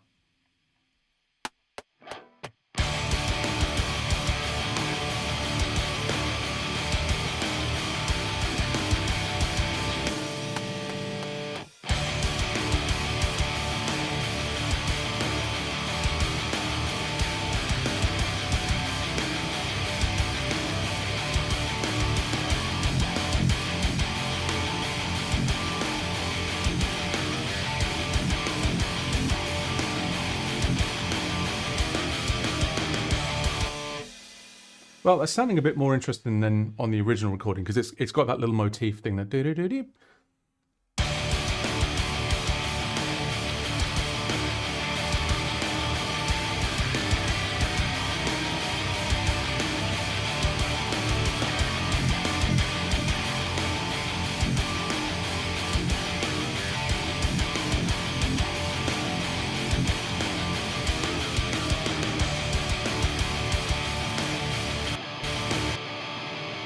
Is it just me, or does the right sound way louder? Or maybe it's just my room.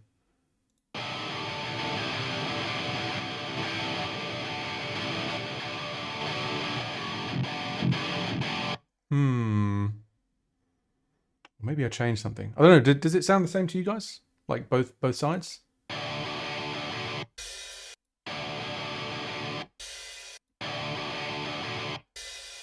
Hmm.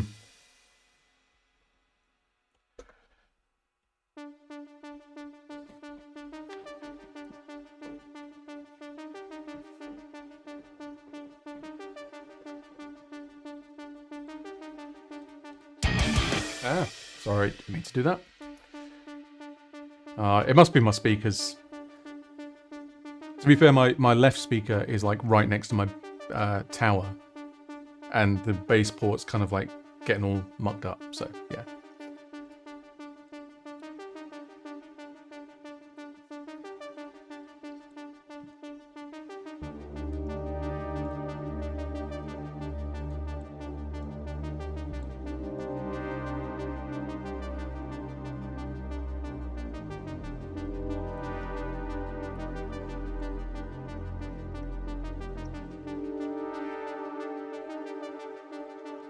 Hi there, Joe. How you doing, mate? Where you watching from?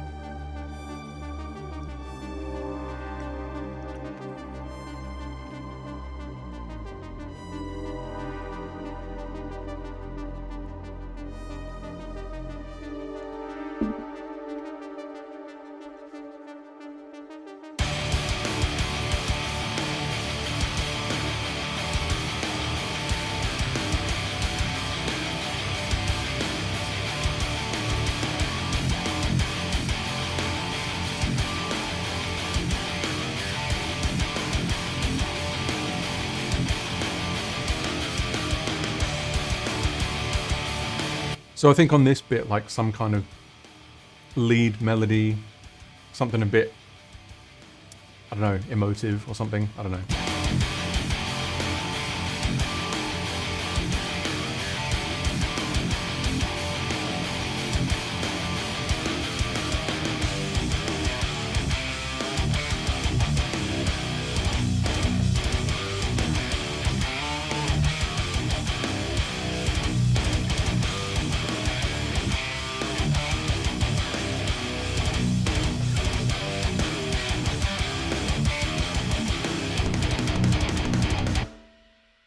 See, now that I'm listening to this through, I am feeling like the riff that I'd come up with before might fit in there. I'll record it anyway, and then we can just experiment with putting it in different places. So there'll be something after this bit. And you'll notice that I also drew in just a blank audio part. And what that's doing is just covering up that lead part, because I don't want that to happen there.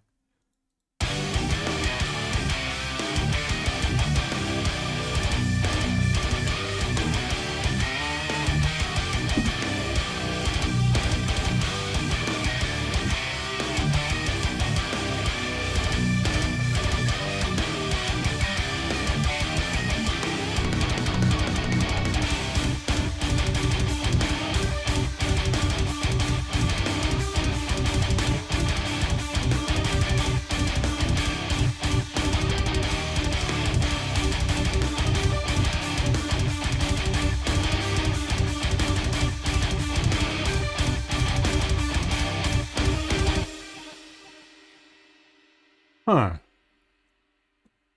Well, obviously, the transition between this intro and this bit needs a lot of work. Well, there is no transition at the minute.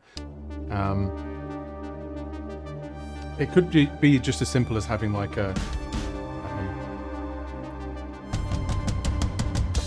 and then straight into it, like.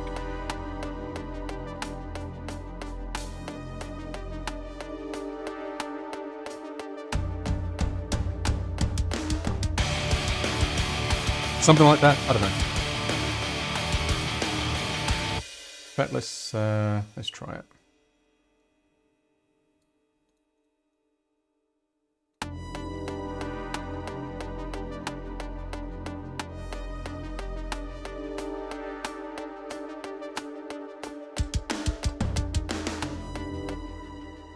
And then we'll make that snare hit like a flam.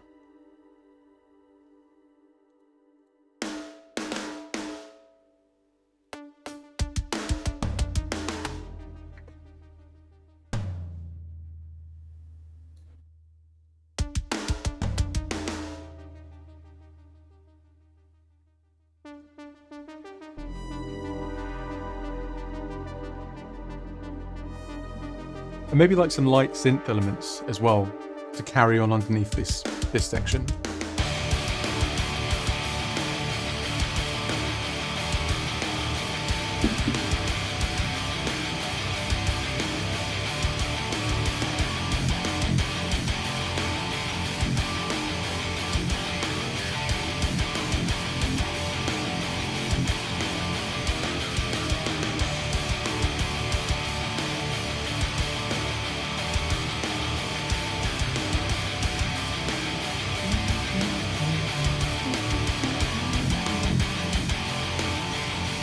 Yeah, I'm hearing like a lead line on this bit.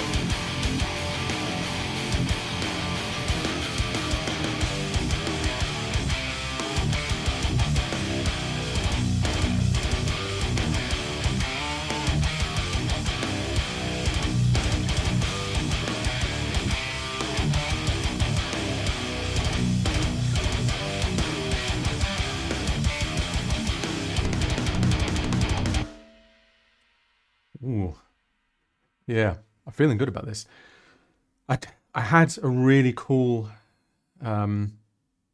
lead melody in my head over that Deftonesy bit. I'll have to try and remember it. What I'll also do is, rather than repeating that, I'll just make it twice as long.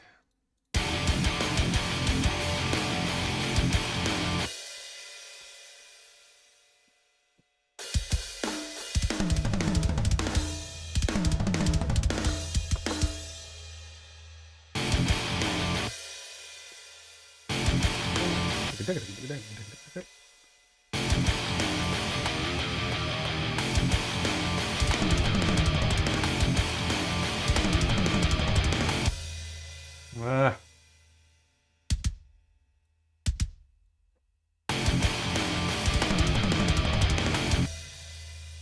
That should sound cool coming out of that into this riff.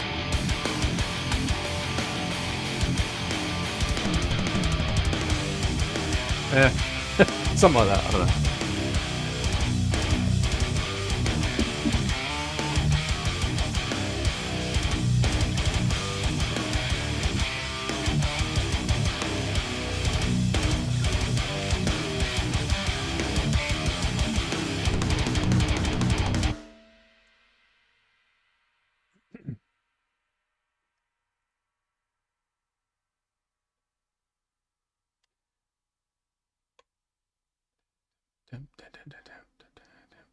So the way, let's see, in this riff, it's like,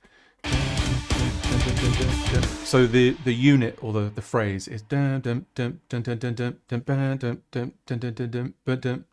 you kind of elongate the end of that passage. So if I do something that's based off of that, like,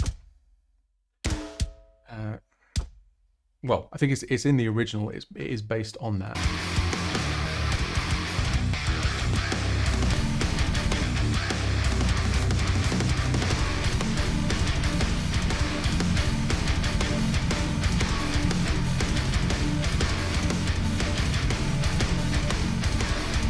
So it's the same pattern as what's in the chuggy riff, but it's got three parts to it.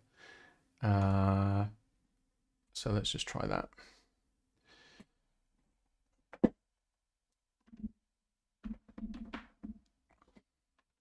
I'm also kind of thinking that this song might be good with vocals.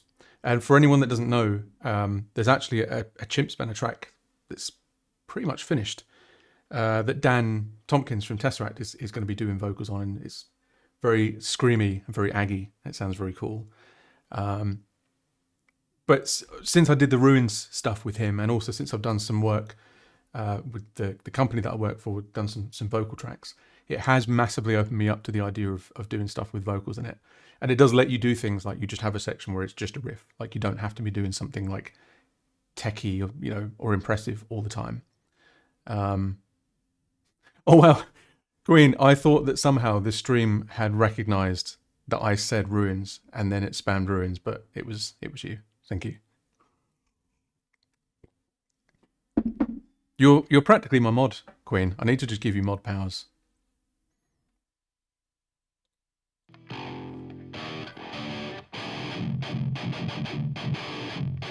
I also I need to just make a copy of this track that's in the middle so I can hear myself like not on one side. That's kind of annoying.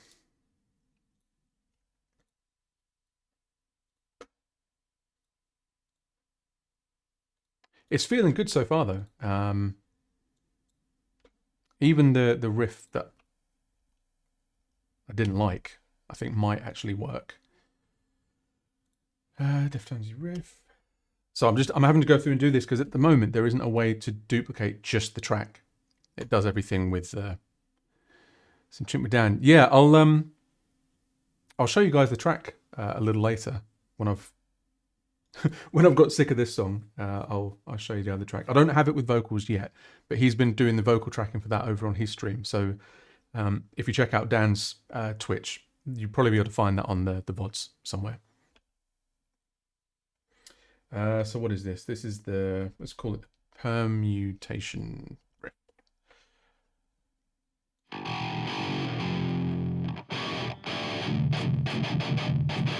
So for that, I'm going to use my my 1/8 click.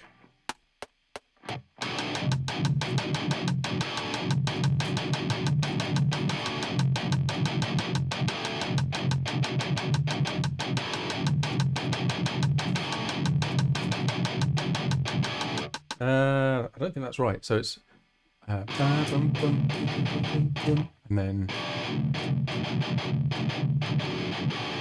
so I need to go da-dum, da-dum, bam, bam.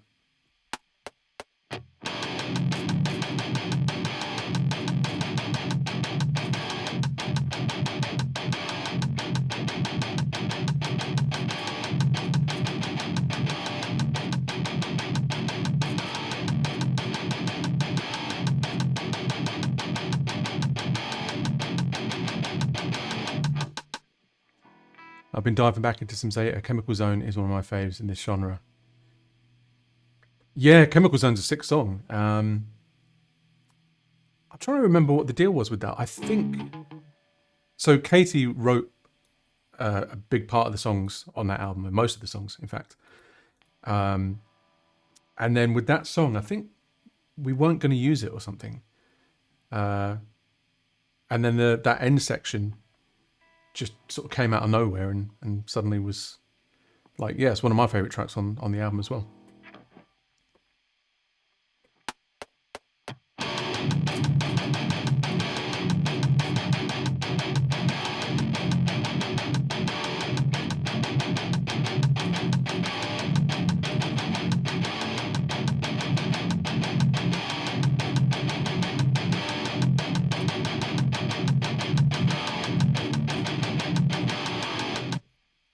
And what I'll probably do is I'll change this up a little bit, but I just want to get the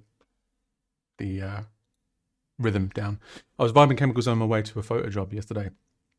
Yeah, awesome. It's just good vibes, good 80s vibes. How did the photo job go, Queen? And the thing's picking up a little bit because I know you said that you'd had trouble, obviously doing like lockdown and everything, just actually getting to shoots and stuff. So is that all going a bit better now?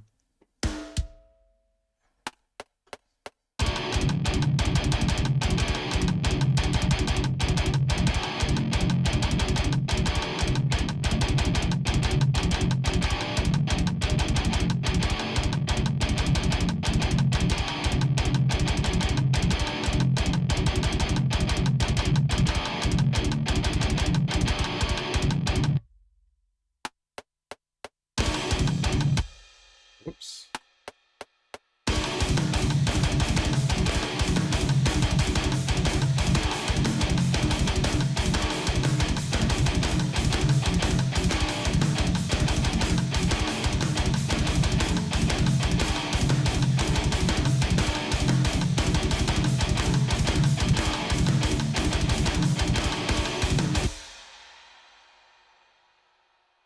Oh, that sucks.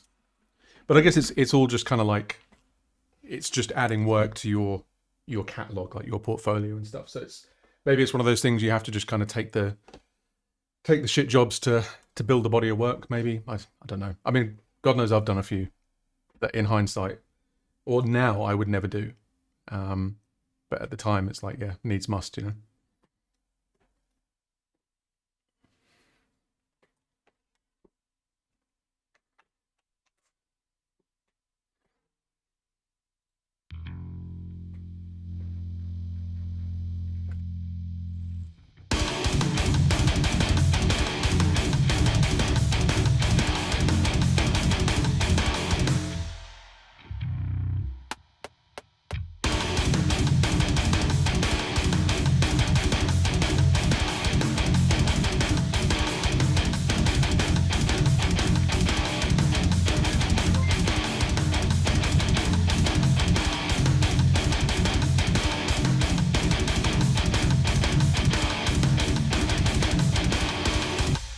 Hey, thank you for the raid, Malian. How you doing, man? Mali raid Lengjanged. How's it been, mate? Good stream? I still need to catch you, you know. I've only seen like a couple of 3, but at the time I was like super new to Twitch, and I've only actually just started watching it like recreationally and joining in on people's streams, seeing what's going on and stuff. So I have a lot of catching up to do. Oh wow, amazing, dude. So for you that are just joining, I am working through I guess a new / old unreleased idea that I'm hoping to kind of break the back of on stream and get to a point where I can finish it off and release. For Jolene, Shane from 12 Foot Ninja's wife, she needs cancer surgery. Oh man, well, yeah, there's not really much better cause to raise money for, really, is there? So yeah, all the best to Jolene, and yeah, awesome work raising the money, dude. Nice one.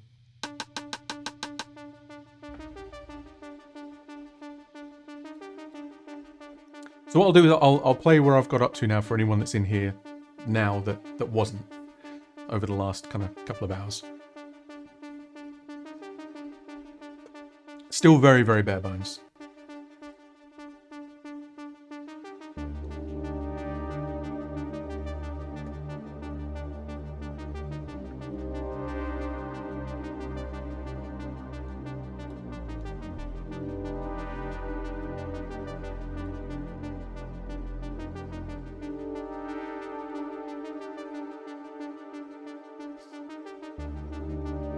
No worries, man. Getting us started early.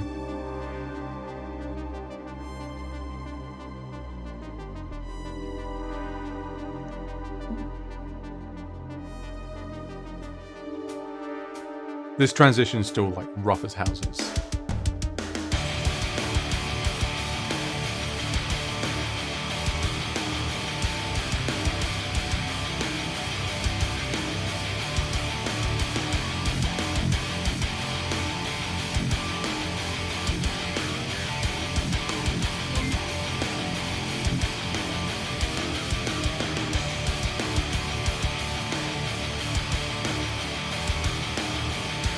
Turn you up, Malian is way louder.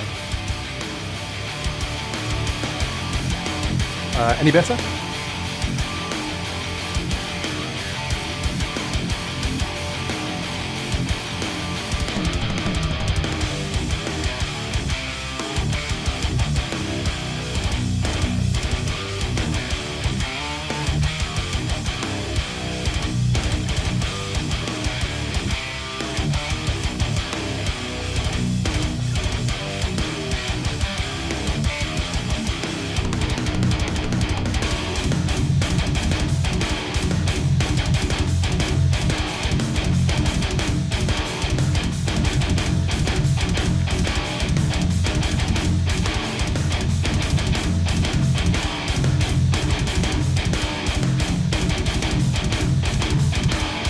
After this riff, drop back into this thing with like I don't know, some kind of drone note or some soundscaping going on, and then it can kick back into the main riff with the melody, and then the chuggy riff that the permutation riff is based on, and then maybe some variation on that at the end.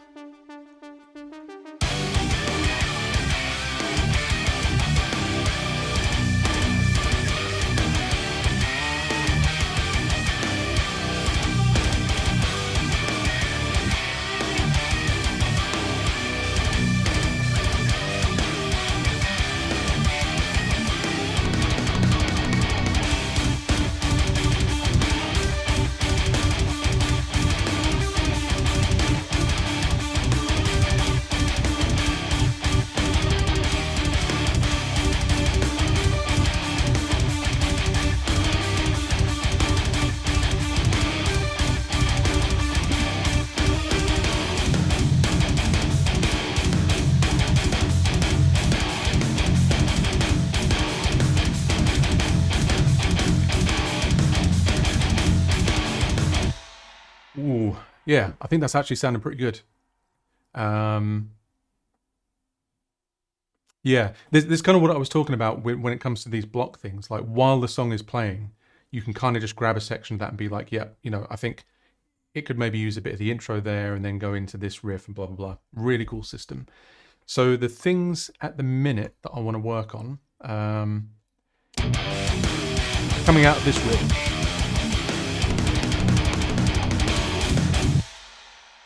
that doesn't make sense. So, because that's kind of like a bit of a feature part, that fill. It's really busy and crazy and stuff, so I don't want to use it at that point in the song. So let's take main riff and we'll put this in its own section. Call this main riff light because it doesn't have the lead in it.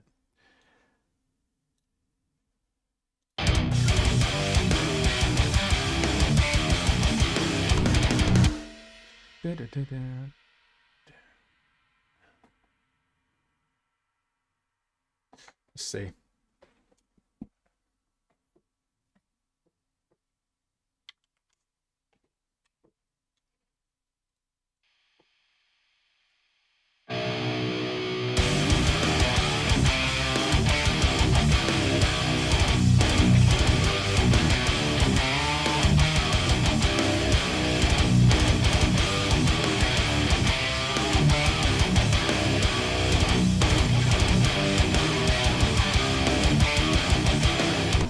So maybe instead of going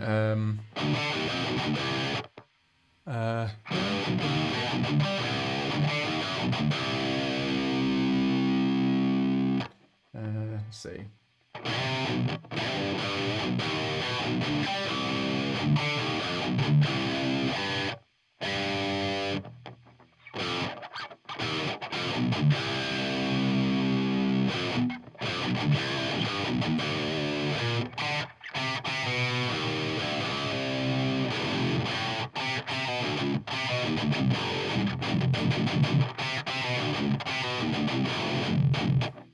Oh, what did I just do?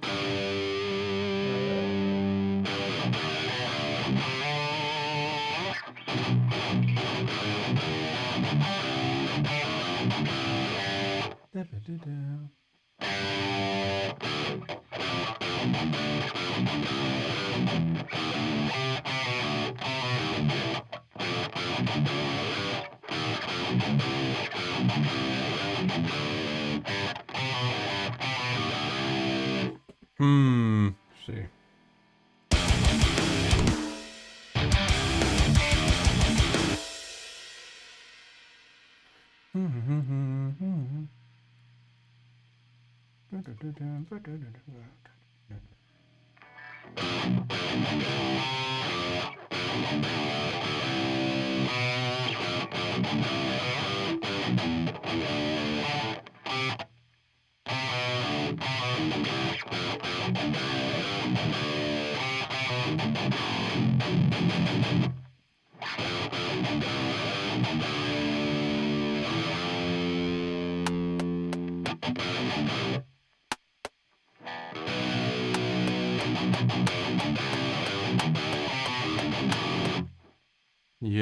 that could sound cool. That's another thing as well. Like one of my bad habits from sort of like at the Dream's Edge, all those lead here days, is I would literally just do like a whole bunch of repetition. And in my head, I'd always be like, oh yeah, it'd be cool if I did like a variation on that riff or something. And I never got around to doing it because I was lazy. So it is cool to just take the time and add these little variations in. Oh, hey there, Nicole. How you doing? Yes, this is new stuff. And also Tahafa. This is literally just going to be a single to kind of join Aurora and Tombstone and Corruptor. And as I was saying earlier in the stream as well, I'm also thinking of maybe finding a vocalist for it, because there's this whole section at the start that could potentially work with it. But I'm also hearing lead parts in my head as well, so I don't know yet. I definitely won't be doing it.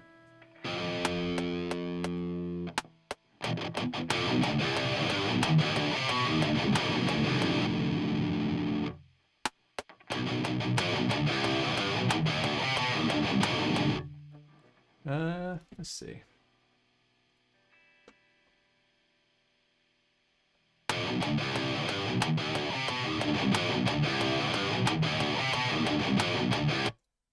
Oh man, Andy would absolutely kill it.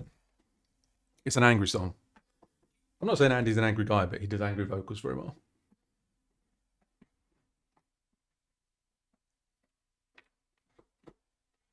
Yeah, I mean, screaming, I guess. And maybe singing. I don't know.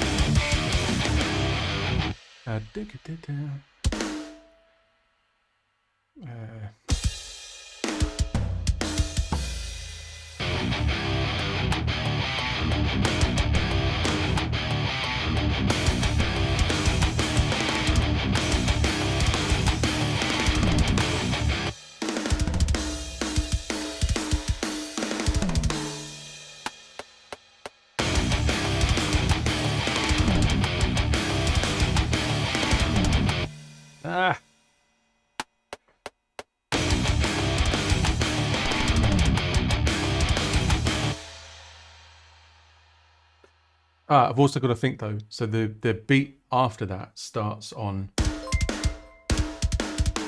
Well, I can't do it real time, but yeah. So if it's starting on a snare.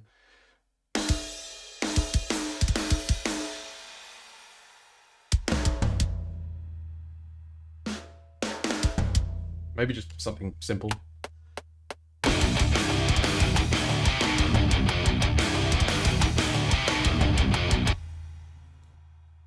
Yeah, because then it goes into that kind of mashuggery riff.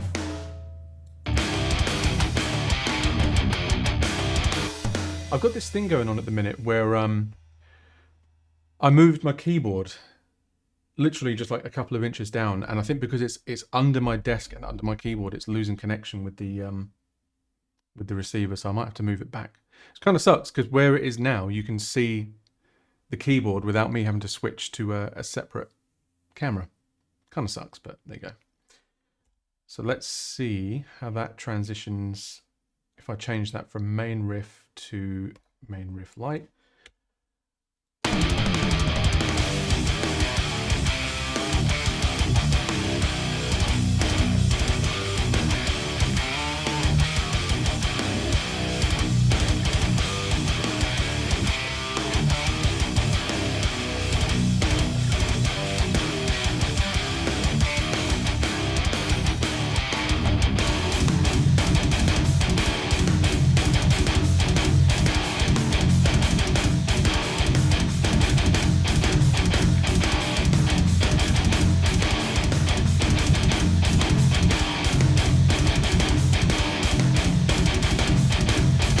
some kind of fill here.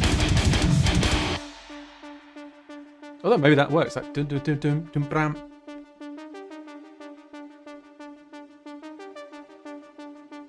So for this bit, I'm gonna just grab. Oh man, see, it's lost. Oh, it's quite annoying. I might change it. We'll see. So I'm gonna grab these, and we'll make a new section called middle spoopy, because it's kind of spoopy.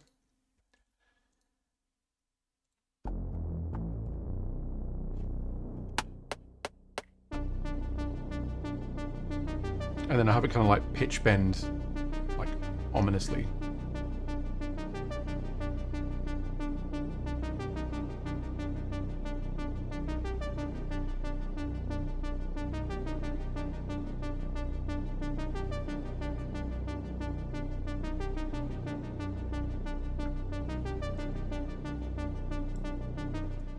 Actually, what I'll do is do that instead. It's a little bit annoying. Reason at the moment doesn't have MIDI note chase. So if you do a long note and then you play it from like halfway through, you don't hear it. Really hoping they change that sooner rather than later.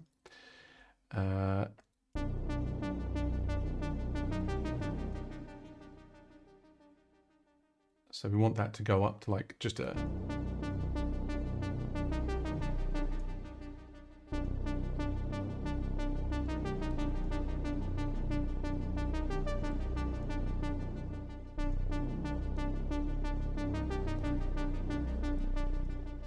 Oh, no worries, Finn. Glad you were with us, and catch you on the next stream.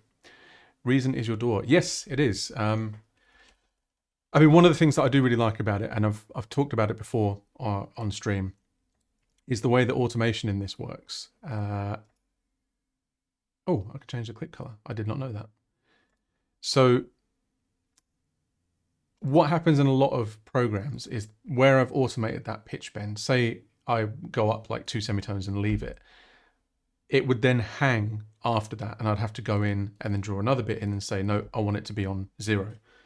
But in Reason, you actually don't have to do that.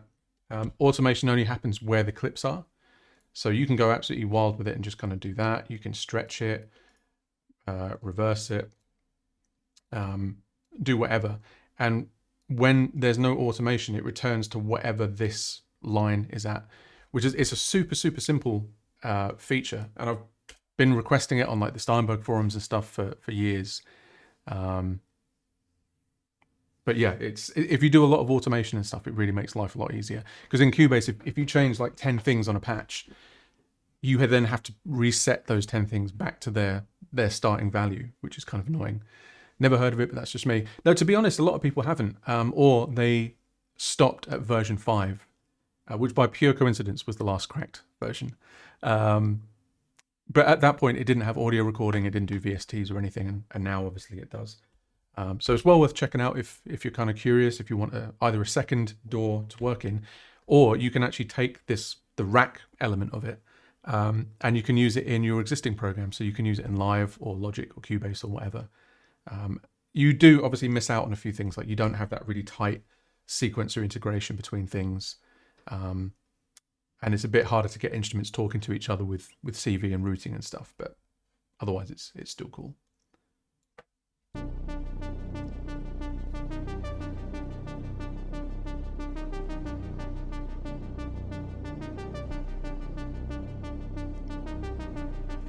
Right, so let's see how that comes out of this. Hey Robert, how you doing, man? I got your message, by the way, about cars, or I saw your comment about cars. So I will hit you up at some point because I'm clueless.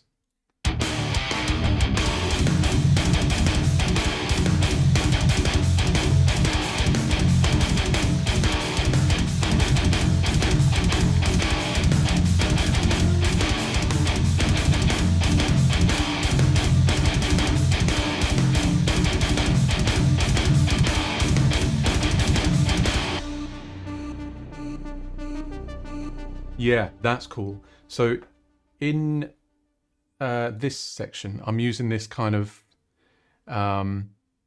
really kind of cheesy 80s sampled vocal. It's very, I don't know if you guys remember the song, God, I can't remember the name, Art of Noise, something between something. Anyway, it has that sound in it from this synth. But in this permutation riff, what I was doing was kind of just kind of lurking in the back, keep that going through the middle spooky bit, and then when it comes back in on the chuggy riff, it'll make more sense because it'll be in context. Context? Man, I think I'm getting a context high.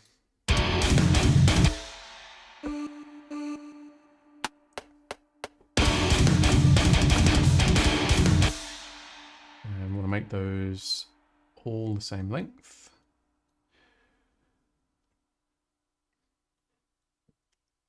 Yeah, see, I have no idea about cars, like, at all.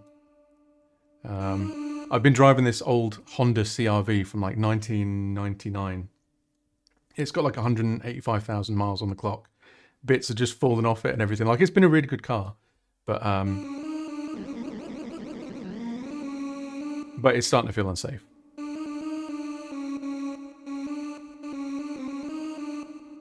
That sounds so dumb.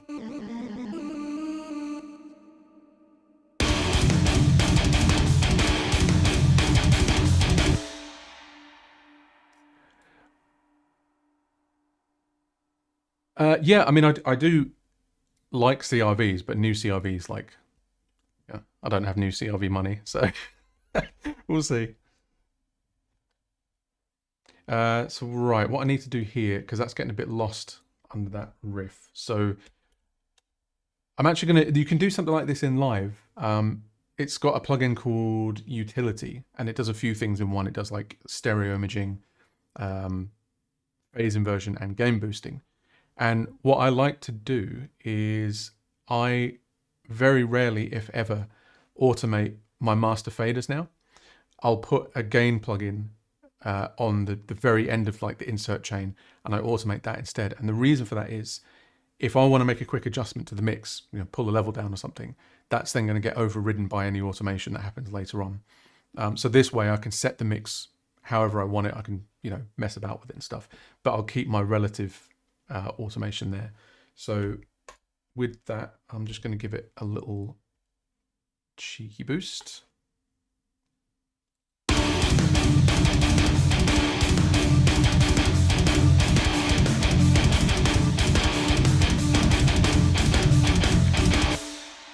Also, what would sound cool?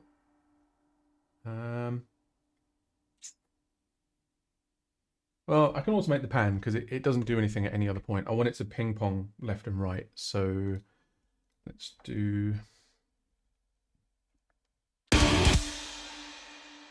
left and then right.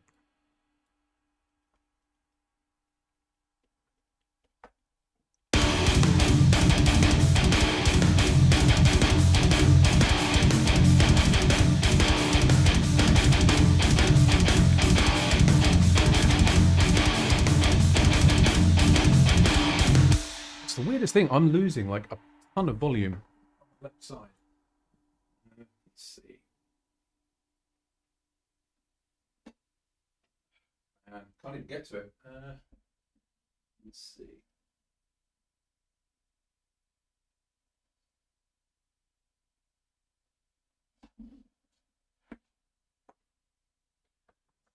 Might just have to deal with it. Right, so then we'll take all of this and put it in middle spoop, but maybe not quite as loud.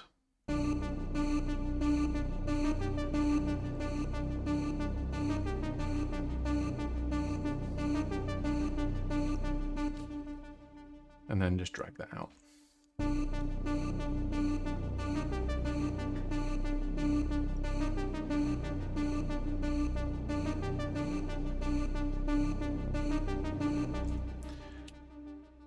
Let's see how that's all flowing. Oh, and yeah, in answer to your question, Robert, it is it's just a new single, new Chimp single.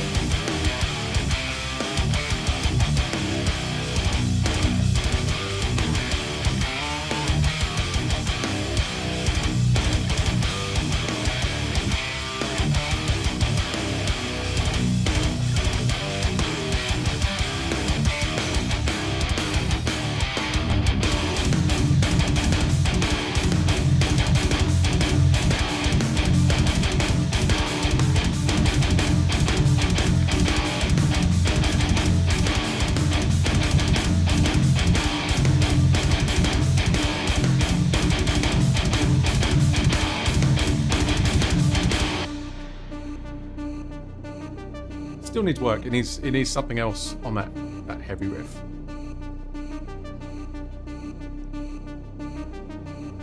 But I like this section now because it sets up that vocal sample for when it comes back in later. It makes a bit more sense now.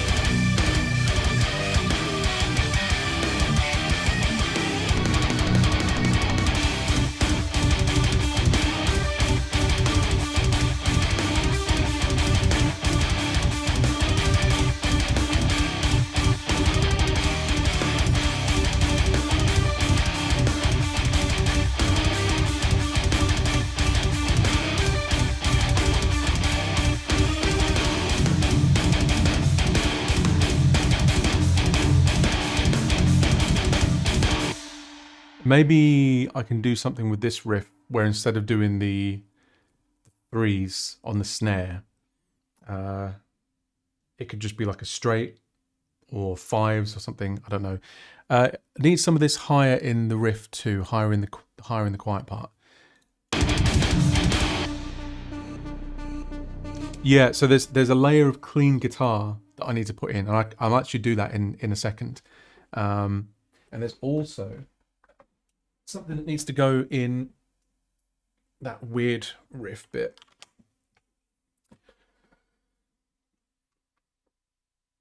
Oh man, this is fun though. You know, this is like the most consistently I've chipped away at a song in a long time, and in front of people as well. To be honest, I was supposed to go on about. Well, I thought I was going to be ready to go on about 8 or 9, and I was getting all like sweaty palms about like, oh I'm going to like write a song in front of people and it's going to suck. But yeah, I mean, I am kind of recreating a song that I've already done, but those little kind of flares of like, oh, I could try this, I could try that. I'm kind of surprised that that's something that's happening with eyes on me. Right, so for this permutation bit, let's do. Let's see. I need the tone from the lead. So let's save that. And we'll call it Streamy Boy lead layer. And then on my new channel,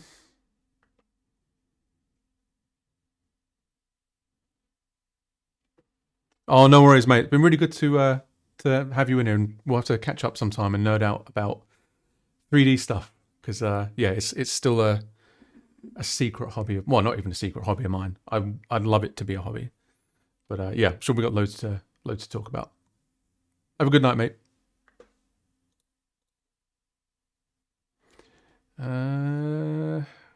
Right, reason presets, guitar tones. Streamy Boy, and then what we'll do is just go in.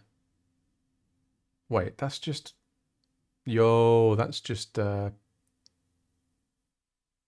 just rhythm. Why did I?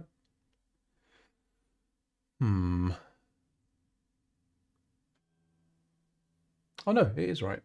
Oh, I see what's happening. Yeah. Just talking to myself here, casually. Don't mind me.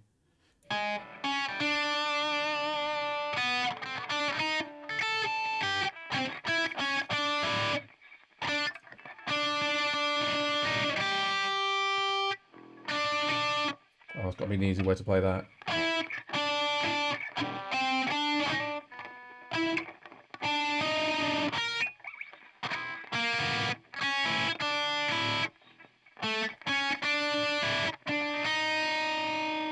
I'm trying to do da, da, da, meh, but it's a stretch.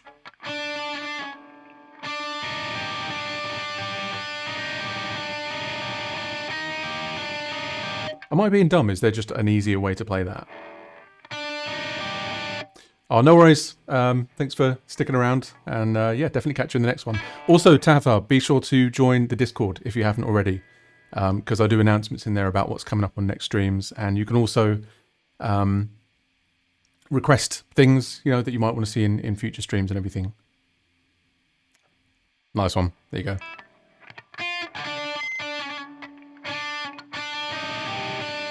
Is that seriously the only way to play that?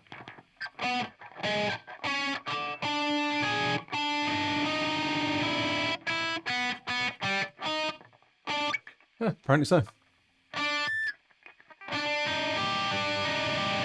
Oh, that hurts.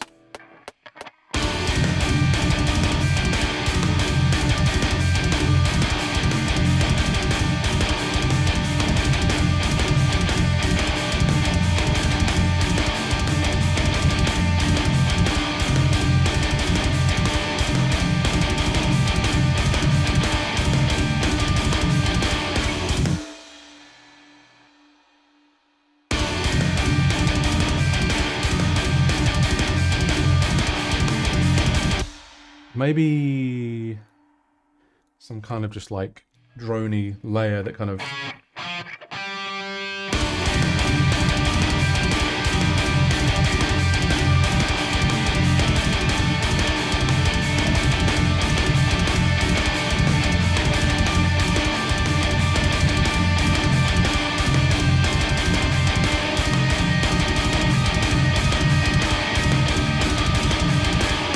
And then into that middle bit. Because I think there'll be like a proper lead part, I think, before this, so...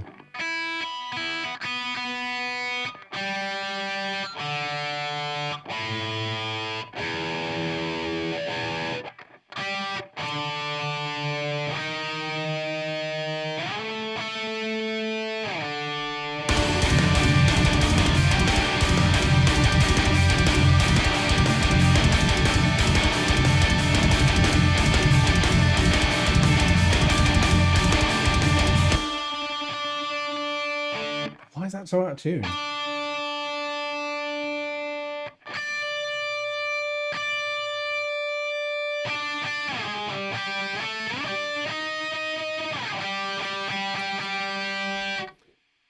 Let's mute that just for a sec, because I think that might be a bit out of tune.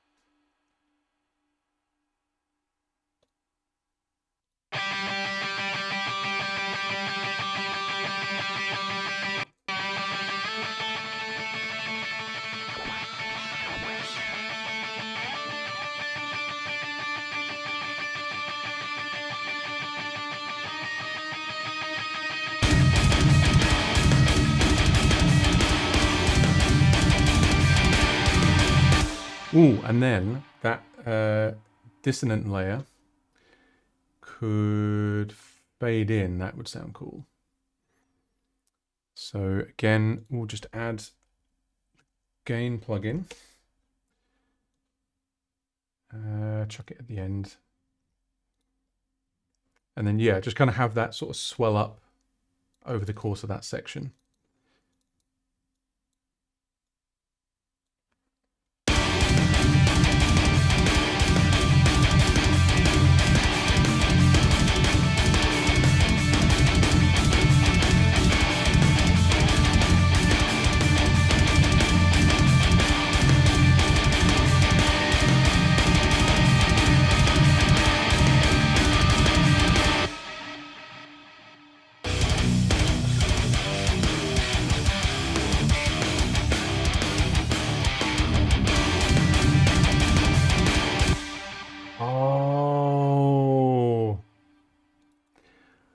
Mate.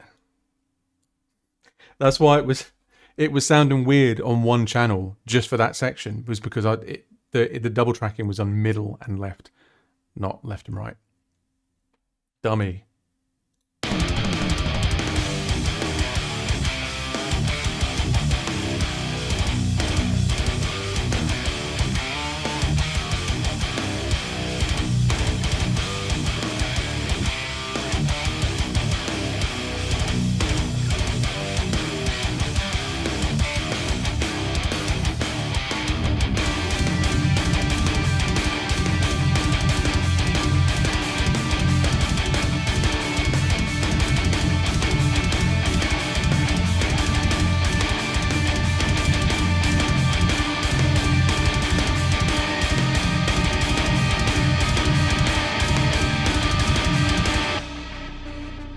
Ooh, and then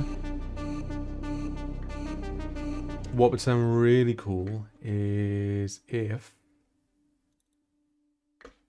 that layer part, as it kind of gets all dissonant and like bendy, is we'll use like a really long reverb, and then towards the end of that section, automate it to come in and then leave it lingering and hanging over the middle bit, so it then turns into like a kind of layer of guitar ambience.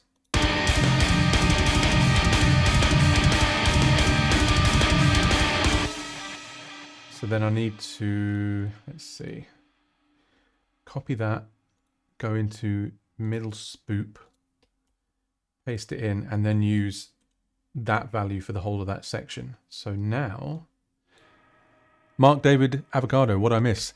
I don't know, actually. I guess the song is kind of coming along nicely, like it's got some structure. I think we're up to almost 4 minutes, which is good. So let's see how this, what should happen is when that guitar stops, the reverb should just kind of carry on, like lingering on top.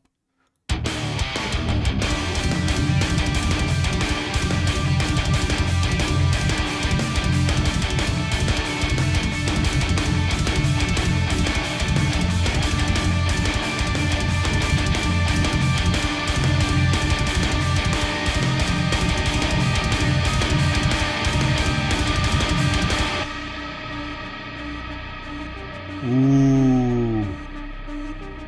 Oh, that's nice. Like that.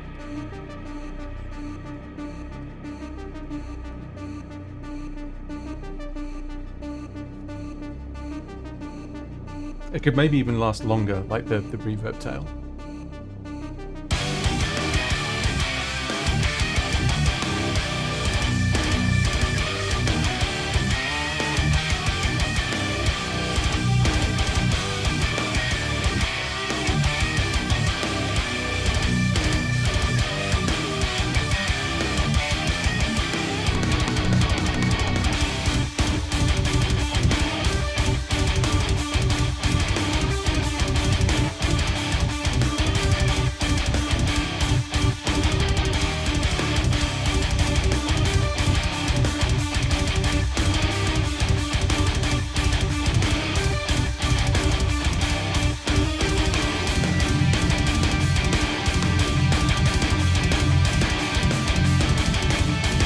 Maybe a different riff at the end here, like a new riff, but with the same kind of energy.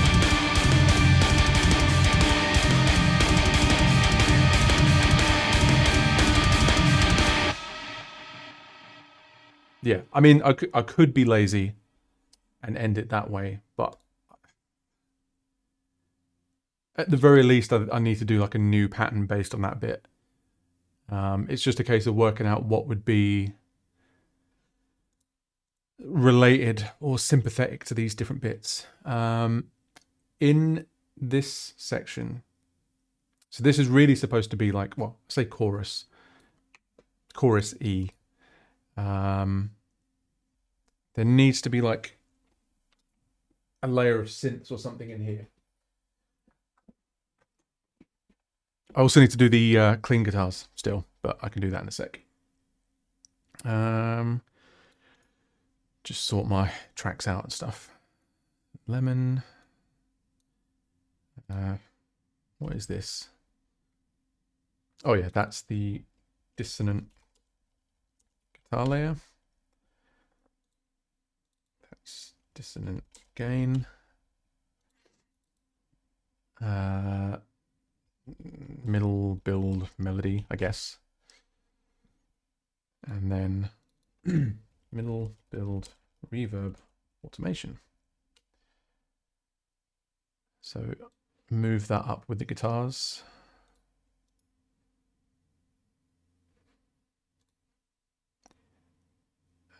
Same with that as well.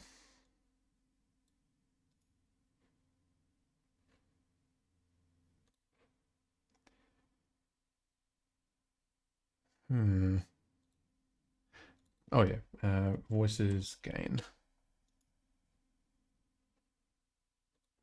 Let's just wait. I'm going to play this from the beginning with the intro. One thing I can notice is that the layering of the instrumentation kind of seems to build up nicely throughout the track, so that's good. But it still needs more build, I think.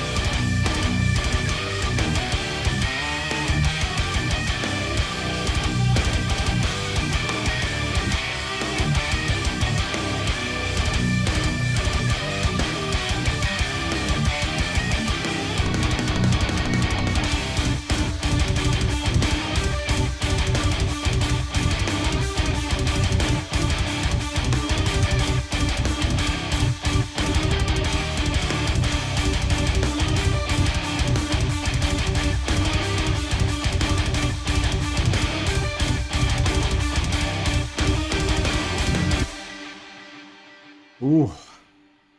Yeah, I'm hearing things. Clean guitars. These clean guitars. I might just take a quick break to get a beer. I think I feel like I need another beer. Also, those visuals, like, what do you think of those? I think they're looking pretty sick. Should put an epilepsy warning on the stream though, because it's a bit intense. I need to make some different ones that aren't quite so stroby and flashy. But yeah, bear with me a sec while I go top my drink up. And when I come back, I'm going to work on some clean guitars. I think some more pads. And then maybe try and figure out something for that end riff. And then it's obviously just, there's a lot of things to polish, but I think it is getting to that point of like almost being like a finished song, which is pretty crazy. Nice one. Thank you, Conabis. We're getting there. Getting there. And it's a good length as well. I'm still undecided as to whether or not it's going to be a vocal track or not, because in this bit here, I'm hearing like a lot of like solo lead work. So I might have a bash at some of that in a bit. But yeah, okay, give us just a couple of minutes. I'll grab myself a drink and I'll be right back.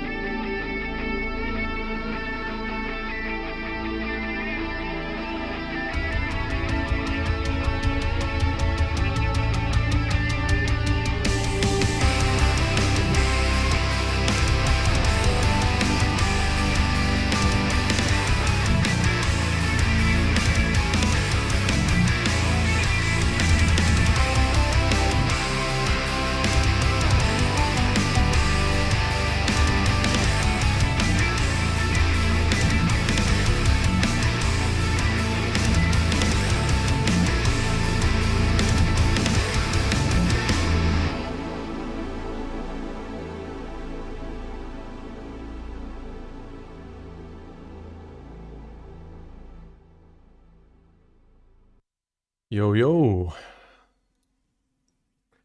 Nice one. Nice to see you all still here. I've got myself another drink. By the way, I'm not just workday drinking. I actually have this week off. Which is why I'm actually managing to get a little bit done. So, I think the next thing to do is going to be clean guitars. Because I know I want some kind of like ethereal, spacey cleans on the intro. and then bring them back for this kind of middle ambient section. So let's do that.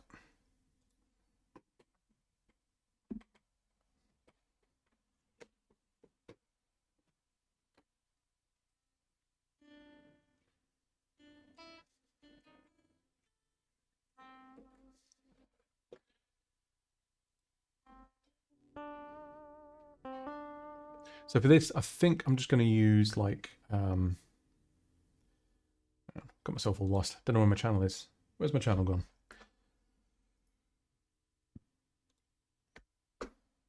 Yeah, I might just use compression and a ton of reverb and delay.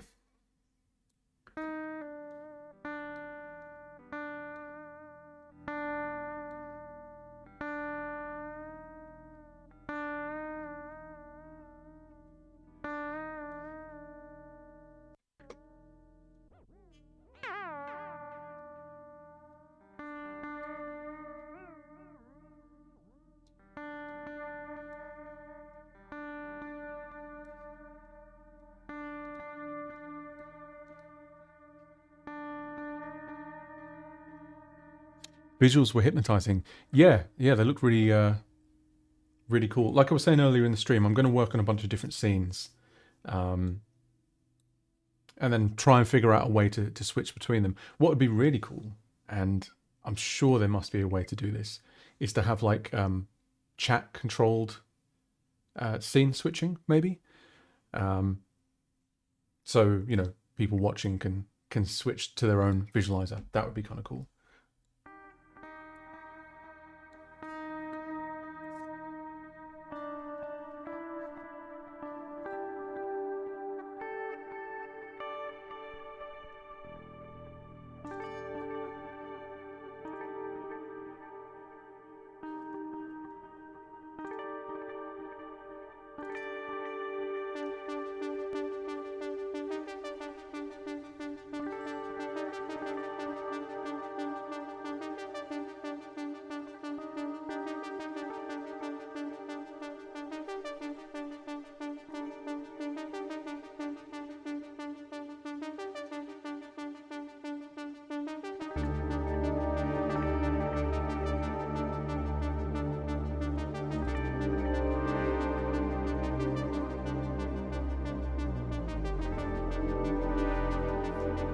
I mean, that one chord seems to work over the whole progression.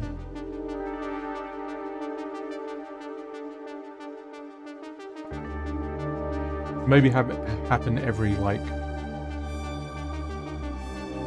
every fourth bar, maybe?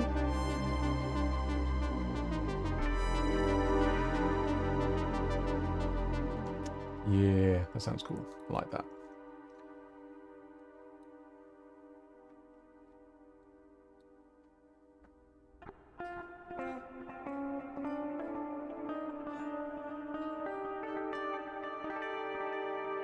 Really awkward playing angle here as well. Let's see.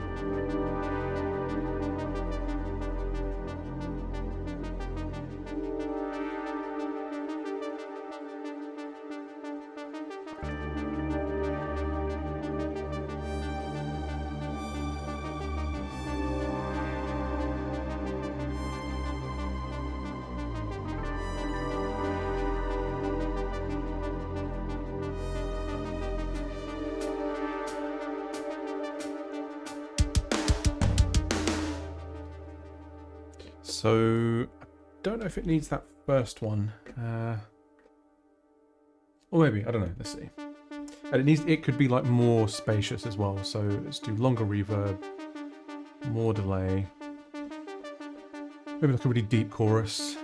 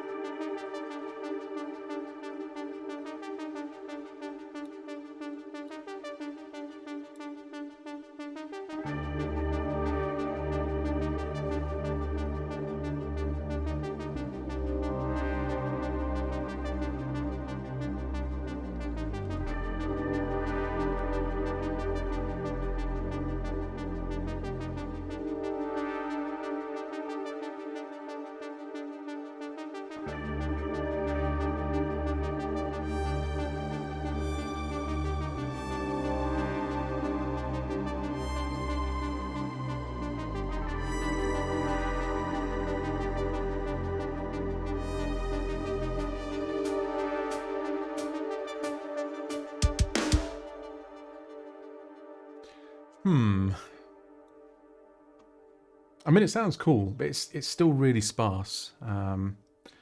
Let's try taking these guitars and put them in the middle section as well. Let's see.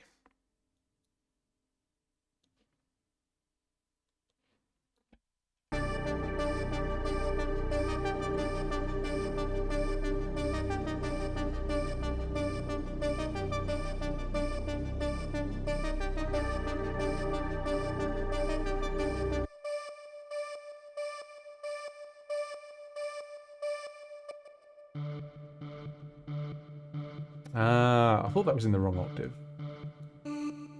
There we go.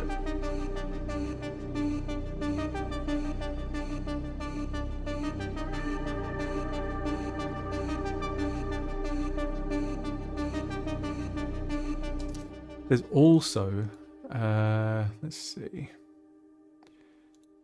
We go into main riff. I want like a mellotron choir. I've been using choirs a lot lately. I think it might be like the Mick Gordon influence, maybe. I don't know. But I want like just a subtle layer of them in this main riff.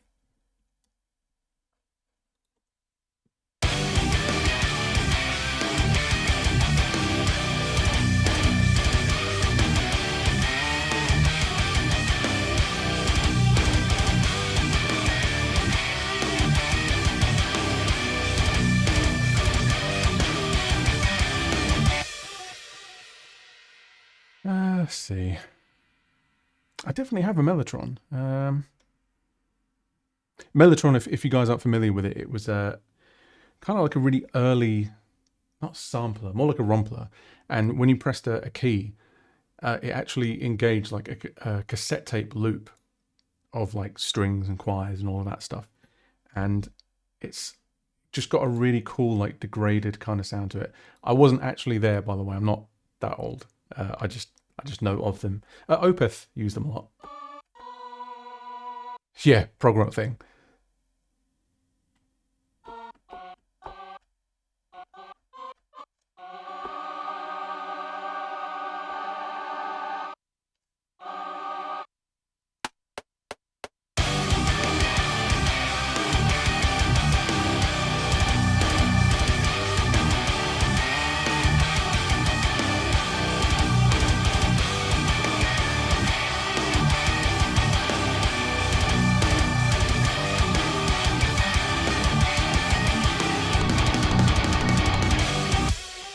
So what I want to happen on this is I kind of want it to kind of get more intense as it goes. So yeah, where did I see Opeth now? It wasn't Download because I've never been to Download. I think it was Sonosphere. Were they at Sonosphere? I think it was the last Sonosphere before it got cancelled. Yeah, Mikael's a funny guy.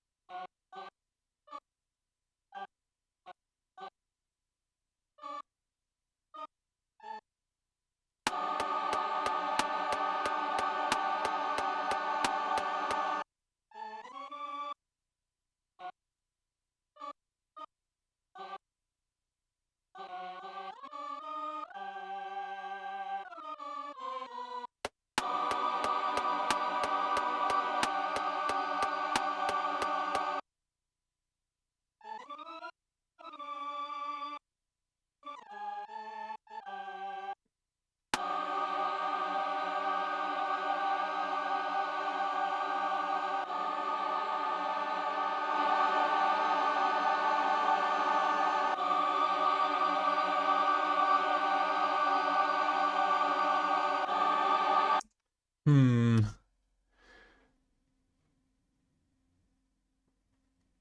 Nah. Amazing. What's everyone's thought on the new ABBA album? Just out of interest. I've only heard like 2 tracks. Like, sounds like ABBA. Sounds quite nice.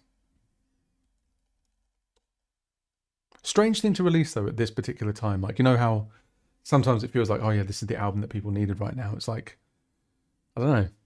I don't know where it kind of fits in with the landscape at the minute, but people seem to be enjoying it.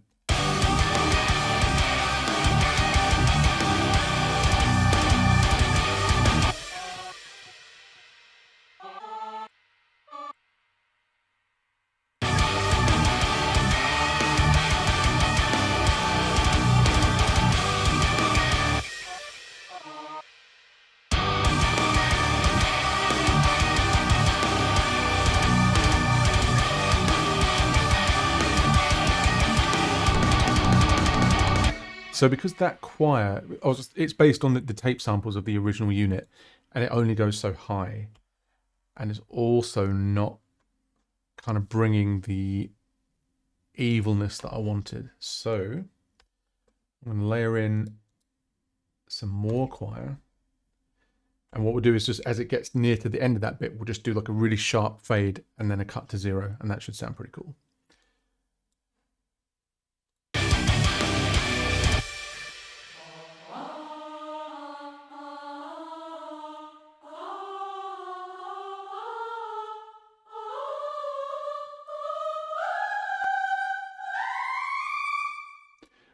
Wow, that's pretty high.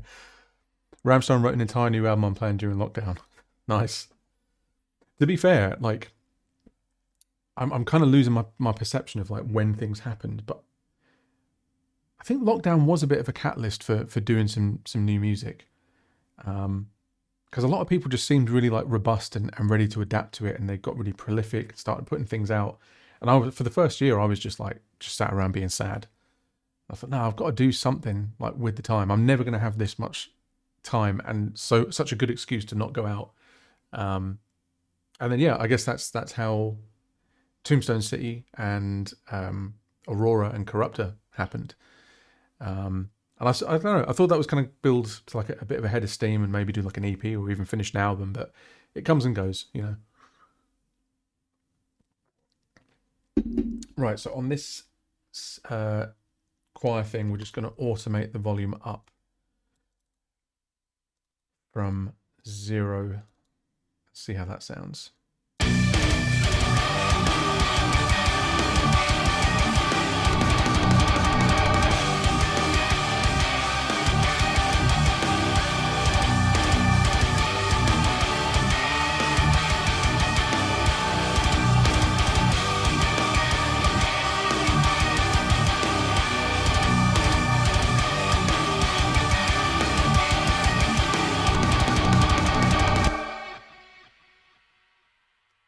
Actually, let's see.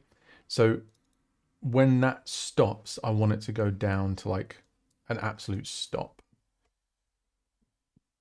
Some people got in a good place creatively during the lockdown. Some didn't. I guess it's down to how you as an individual adapted to it. Yeah, I mean, at the time, and it's something that I've mentioned a couple of times on the stream. So we got evicted from our rental place at the height of the second wave. So that whole period of time when everyone was kind of like, oh, you know, I'm stuck indoors, I might buy some new cameras and some light boxes and get good at stuff. We were sort of putting all of our stuff into boxes. Katie was moving back up to the Midlands. I was moving back in with my parents. And it's only really been in the last couple of months that we've been in this place now. It's the first time in a year that I've had a studio to work in. And even before that, to be honest, when we were in our rental place, it was never really the space that I wanted to work in, because you always knew that at some point they were going to come along and be like, look, you know, you need to get out. And that's kind of what happened.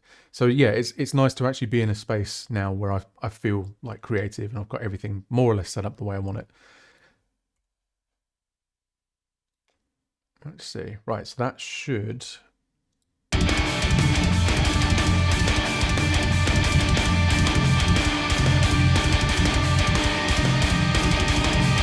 Wait, no, that's the wrong bit. It's this bit.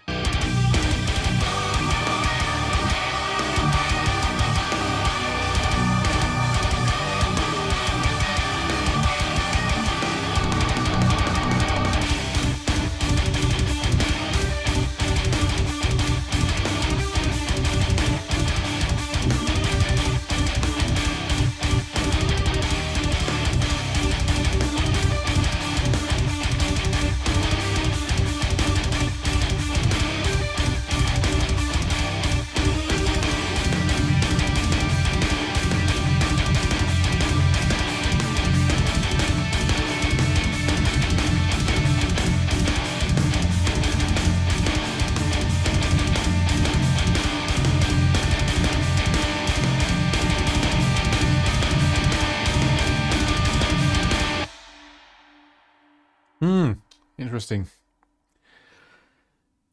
I mean, I'm definitely, I'm feeling it overall. It needs, well, I don't know, maybe I'll try doing like a melody part over that Deftonesy riff. Oh man, it's been 3 hours. Still going. I lost one of my jobs during lockdown. It sucked, but now I'm not doing anything I don't want to do professionally, so it ended up being a blessing. Yeah, I mean, I think it pushed a lot of people out of their comfort zones. But I think the thing is like, I started feeling like I was kind of blaming myself for not making the most of that situation, if that makes sense. But I think like a lot of people, there was just a lot of anxiety and uncertainty and stuff, and I just didn't feel in the right place to do that. But it was kind of difficult, really, watching people jump into this new thing, like into the Twitch stuff and streaming stuff. I was just like, I don't know how they're doing it. I don't know how people are finding the enthusiasm and the drive and just learning all this new stuff. I mean, even just getting all of this set up has been a real sort of learning experience for me. I've had a lot of help as well, obviously, from Dan, because he's got an amazing Twitch setup. So he's definitely got me along the right path. But it is very fun. I'm glad that I'm doing it eventually.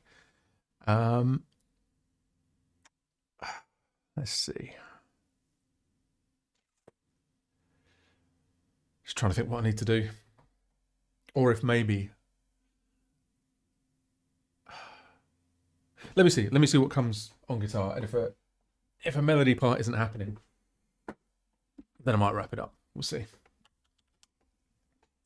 I'd also like to do a... Oh, actually, no, before that, Robert, what actually is your work now? I forgot to ask. You said that you were writing about cars.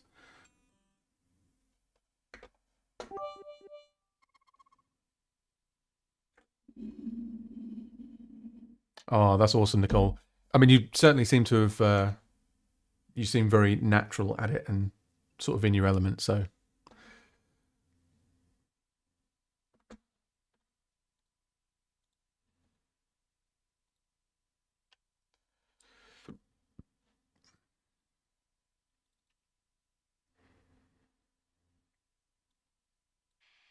I'd really like to do some gaming at some point as well.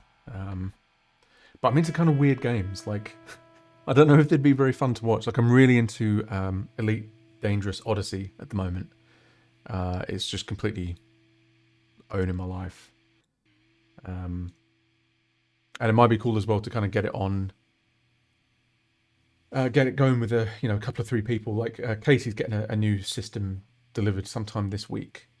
And she's big into Elite as well, so we could definitely sort of form up a little wing and do some stuff on stream. That would be cool. Haven't played since before Odyssey though. Yeah, it's really cool. It's quite interesting. I had Star Citizen for a while, and it's visually really impressive. Like the scale of it and the detail and everything is like amazing. Odyssey, in comparison, like you could look at the two things and be like, wow, that's really underwhelming. Like they just can't compete with Star Citizen. But at the moment, anyway, the game is so much more complete and rounded. Like all the systems in place work really well. The trading, the faction system, all the lore and everything that's kind of like in the galaxy. It just takes a little bit more imagination, I think, to make the most out of it. Like you kind of have to find a role for yourself. and listen to the Galnet news broadcast and all that stuff, and kind of make it make sense.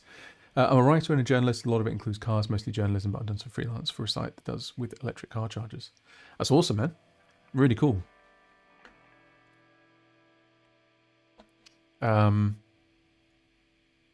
Is this for freelance, or are you working for a company, or what?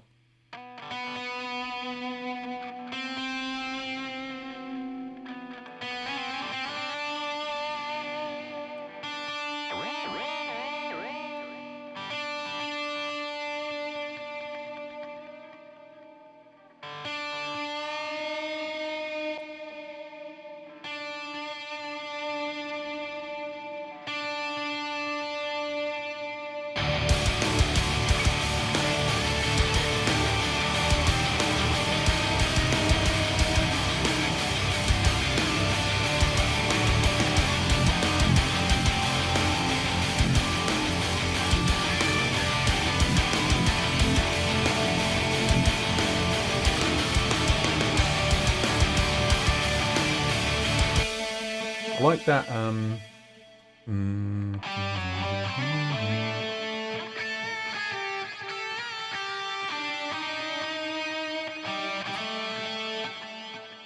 I've forgotten it already.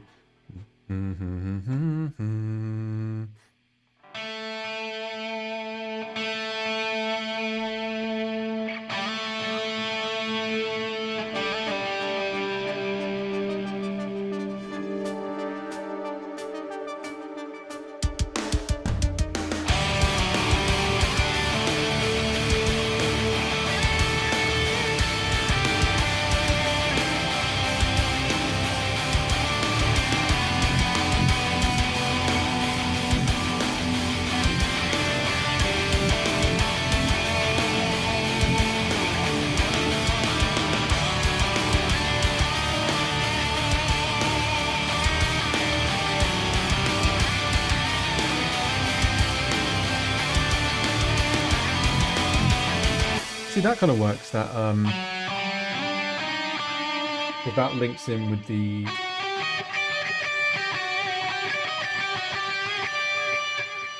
I think this is the only time you'll ever hear me say this. There is too much reverb and delay on that.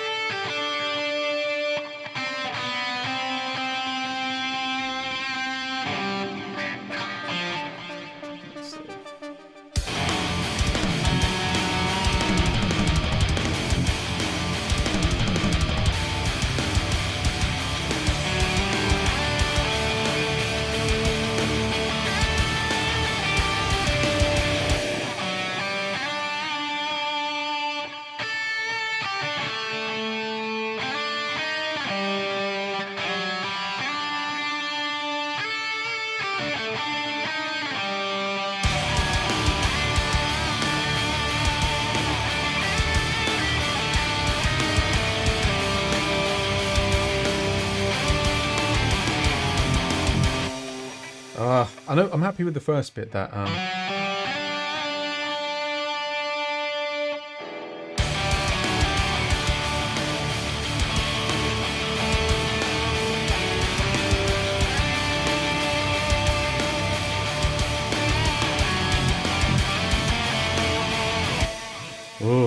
I don't know. I think I'm losing it. Got headhunted for a marketing job in London, did an interview, everything, but they never got back to me.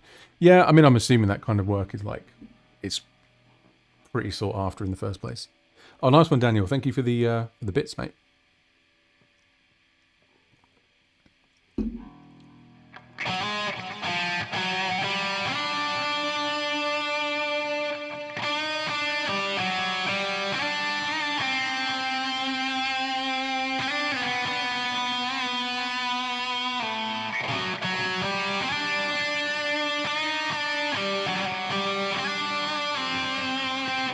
Well, I like that first bit, so might as well just record that.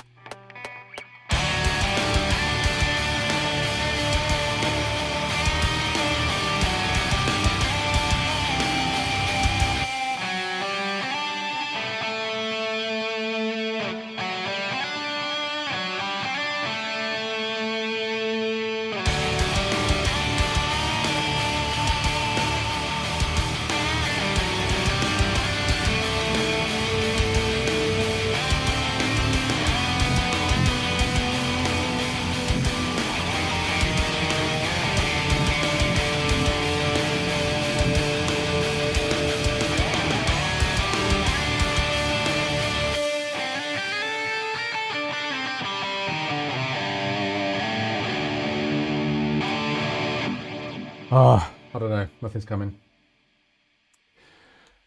I don't know. Maybe we will put it to bed for now. I mean, it's been 3 hours. It's also 1:45 in the morning. And I also see that Nicole just started streaming, so this might be a good opportunity to go do a bit of a raid. Yeah, but I mean, I'm happy with where it's at the moment as a skeleton of a song. It's sounding cool. The vibe is good. I just need to work out a lead part, and then again, maybe have that thought about vocals, see if they work. But I don't know. What do you say? Should we just give it one spin through with the epilepsy visuals? Yeah. Okay, let's do that. We'll give it a listen through, start to finish, and then we'll anyone that's still around, we can go do a raid.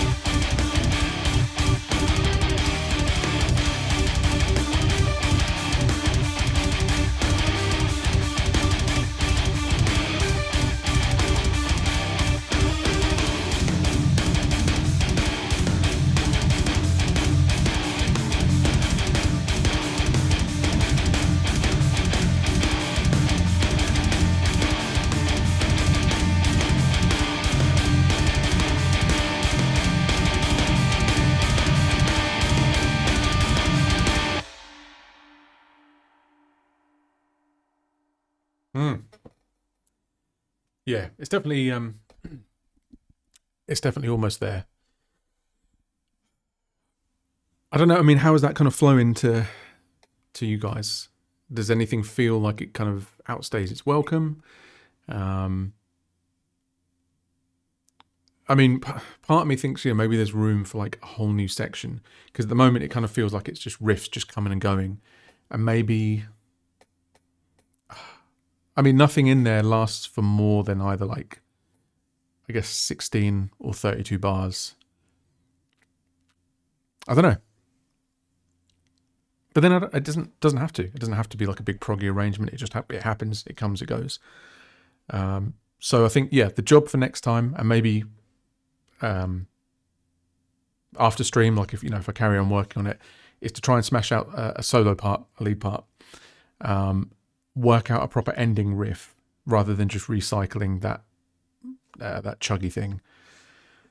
And then I think it might just be there. There's a few other details and stuff to do, like putting accents in on the drums and everything.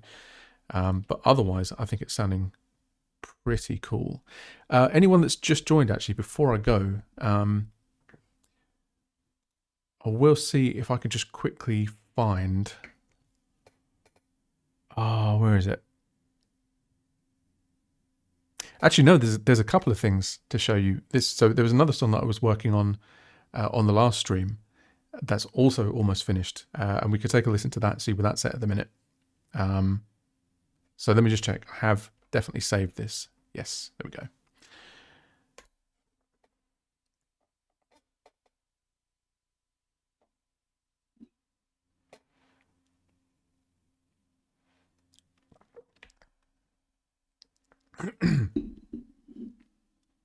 I actually can't remember where I got up to on this, but again, I think it's, for the most part, it is actually kind of finished.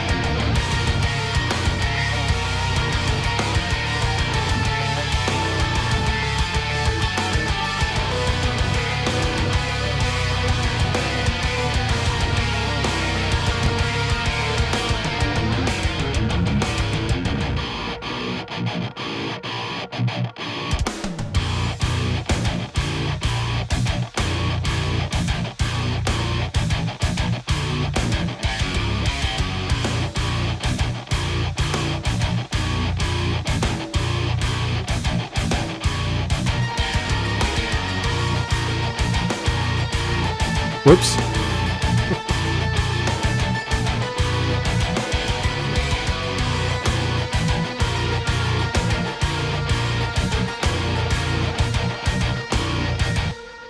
Yeah, apart from the very end, that one is also done, so that's cool. Man, we've been getting stuff done. Go streaming, eh? And then the song with Dan, don't think there's anything major to do on that. I re-recorded all the rhythm guitars. There's no lead parts to speak of, at least not at the minute, because it's going to have vocals all the way through. Dude, that's kind of wild. That's like 3 songs in like the last couple of weeks, like kind of wrapped up. So that's good.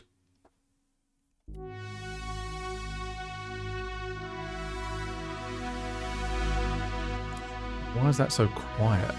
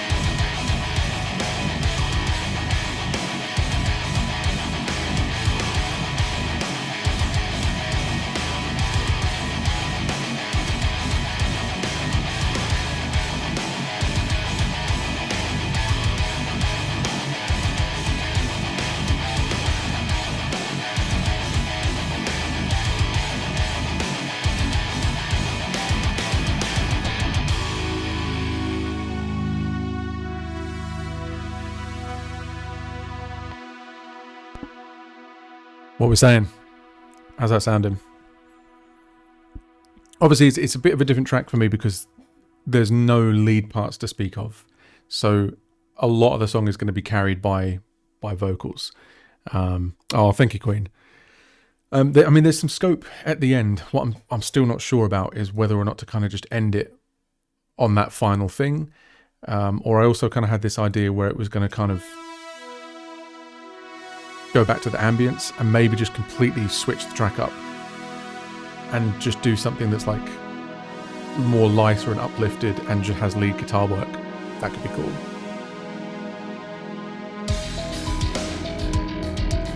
With that kind of vibe, it's very like all rough at the minute.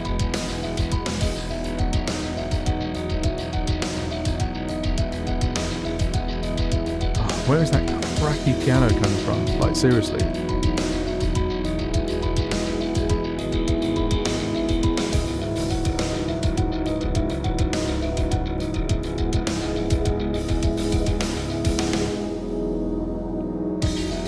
Yeah, I don't know. Maybe. I mean, it would almost be like a part 2, or something along those lines, because I don't want to kind of dilute the impact of the song and have it stick around for longer than it has to. But yeah, I've been pretty productive. There's 3 songs almost ready to go there. So yeah, I think I'm going to take this one offline, or maybe carry on working on it on the next stream. But yeah, it's been really cool hanging with you all. If any of you are sticking around for streaming, I think we should do a raid on Nicole, because I believe she's live at the moment. If you haven't already joined the Discord, I will pop the link in here. Let me know if it's not working or if the link has expired or anything. I tend to do a lot of stream announcements in there, talk about ideas for future streams and things like that. And I also want to kind of get some gaming stuff going as well, like maybe find a bunch of you that want to be really boring and be a space trucker with me in Elite Dangerous, because that could be quite a lot of fun. But yeah, nice one, guys. Thank you very much for sticking around. If you guys hang around in the chat for a bit, we'll initiate a raid, and I will catch you all next time. Have a great one.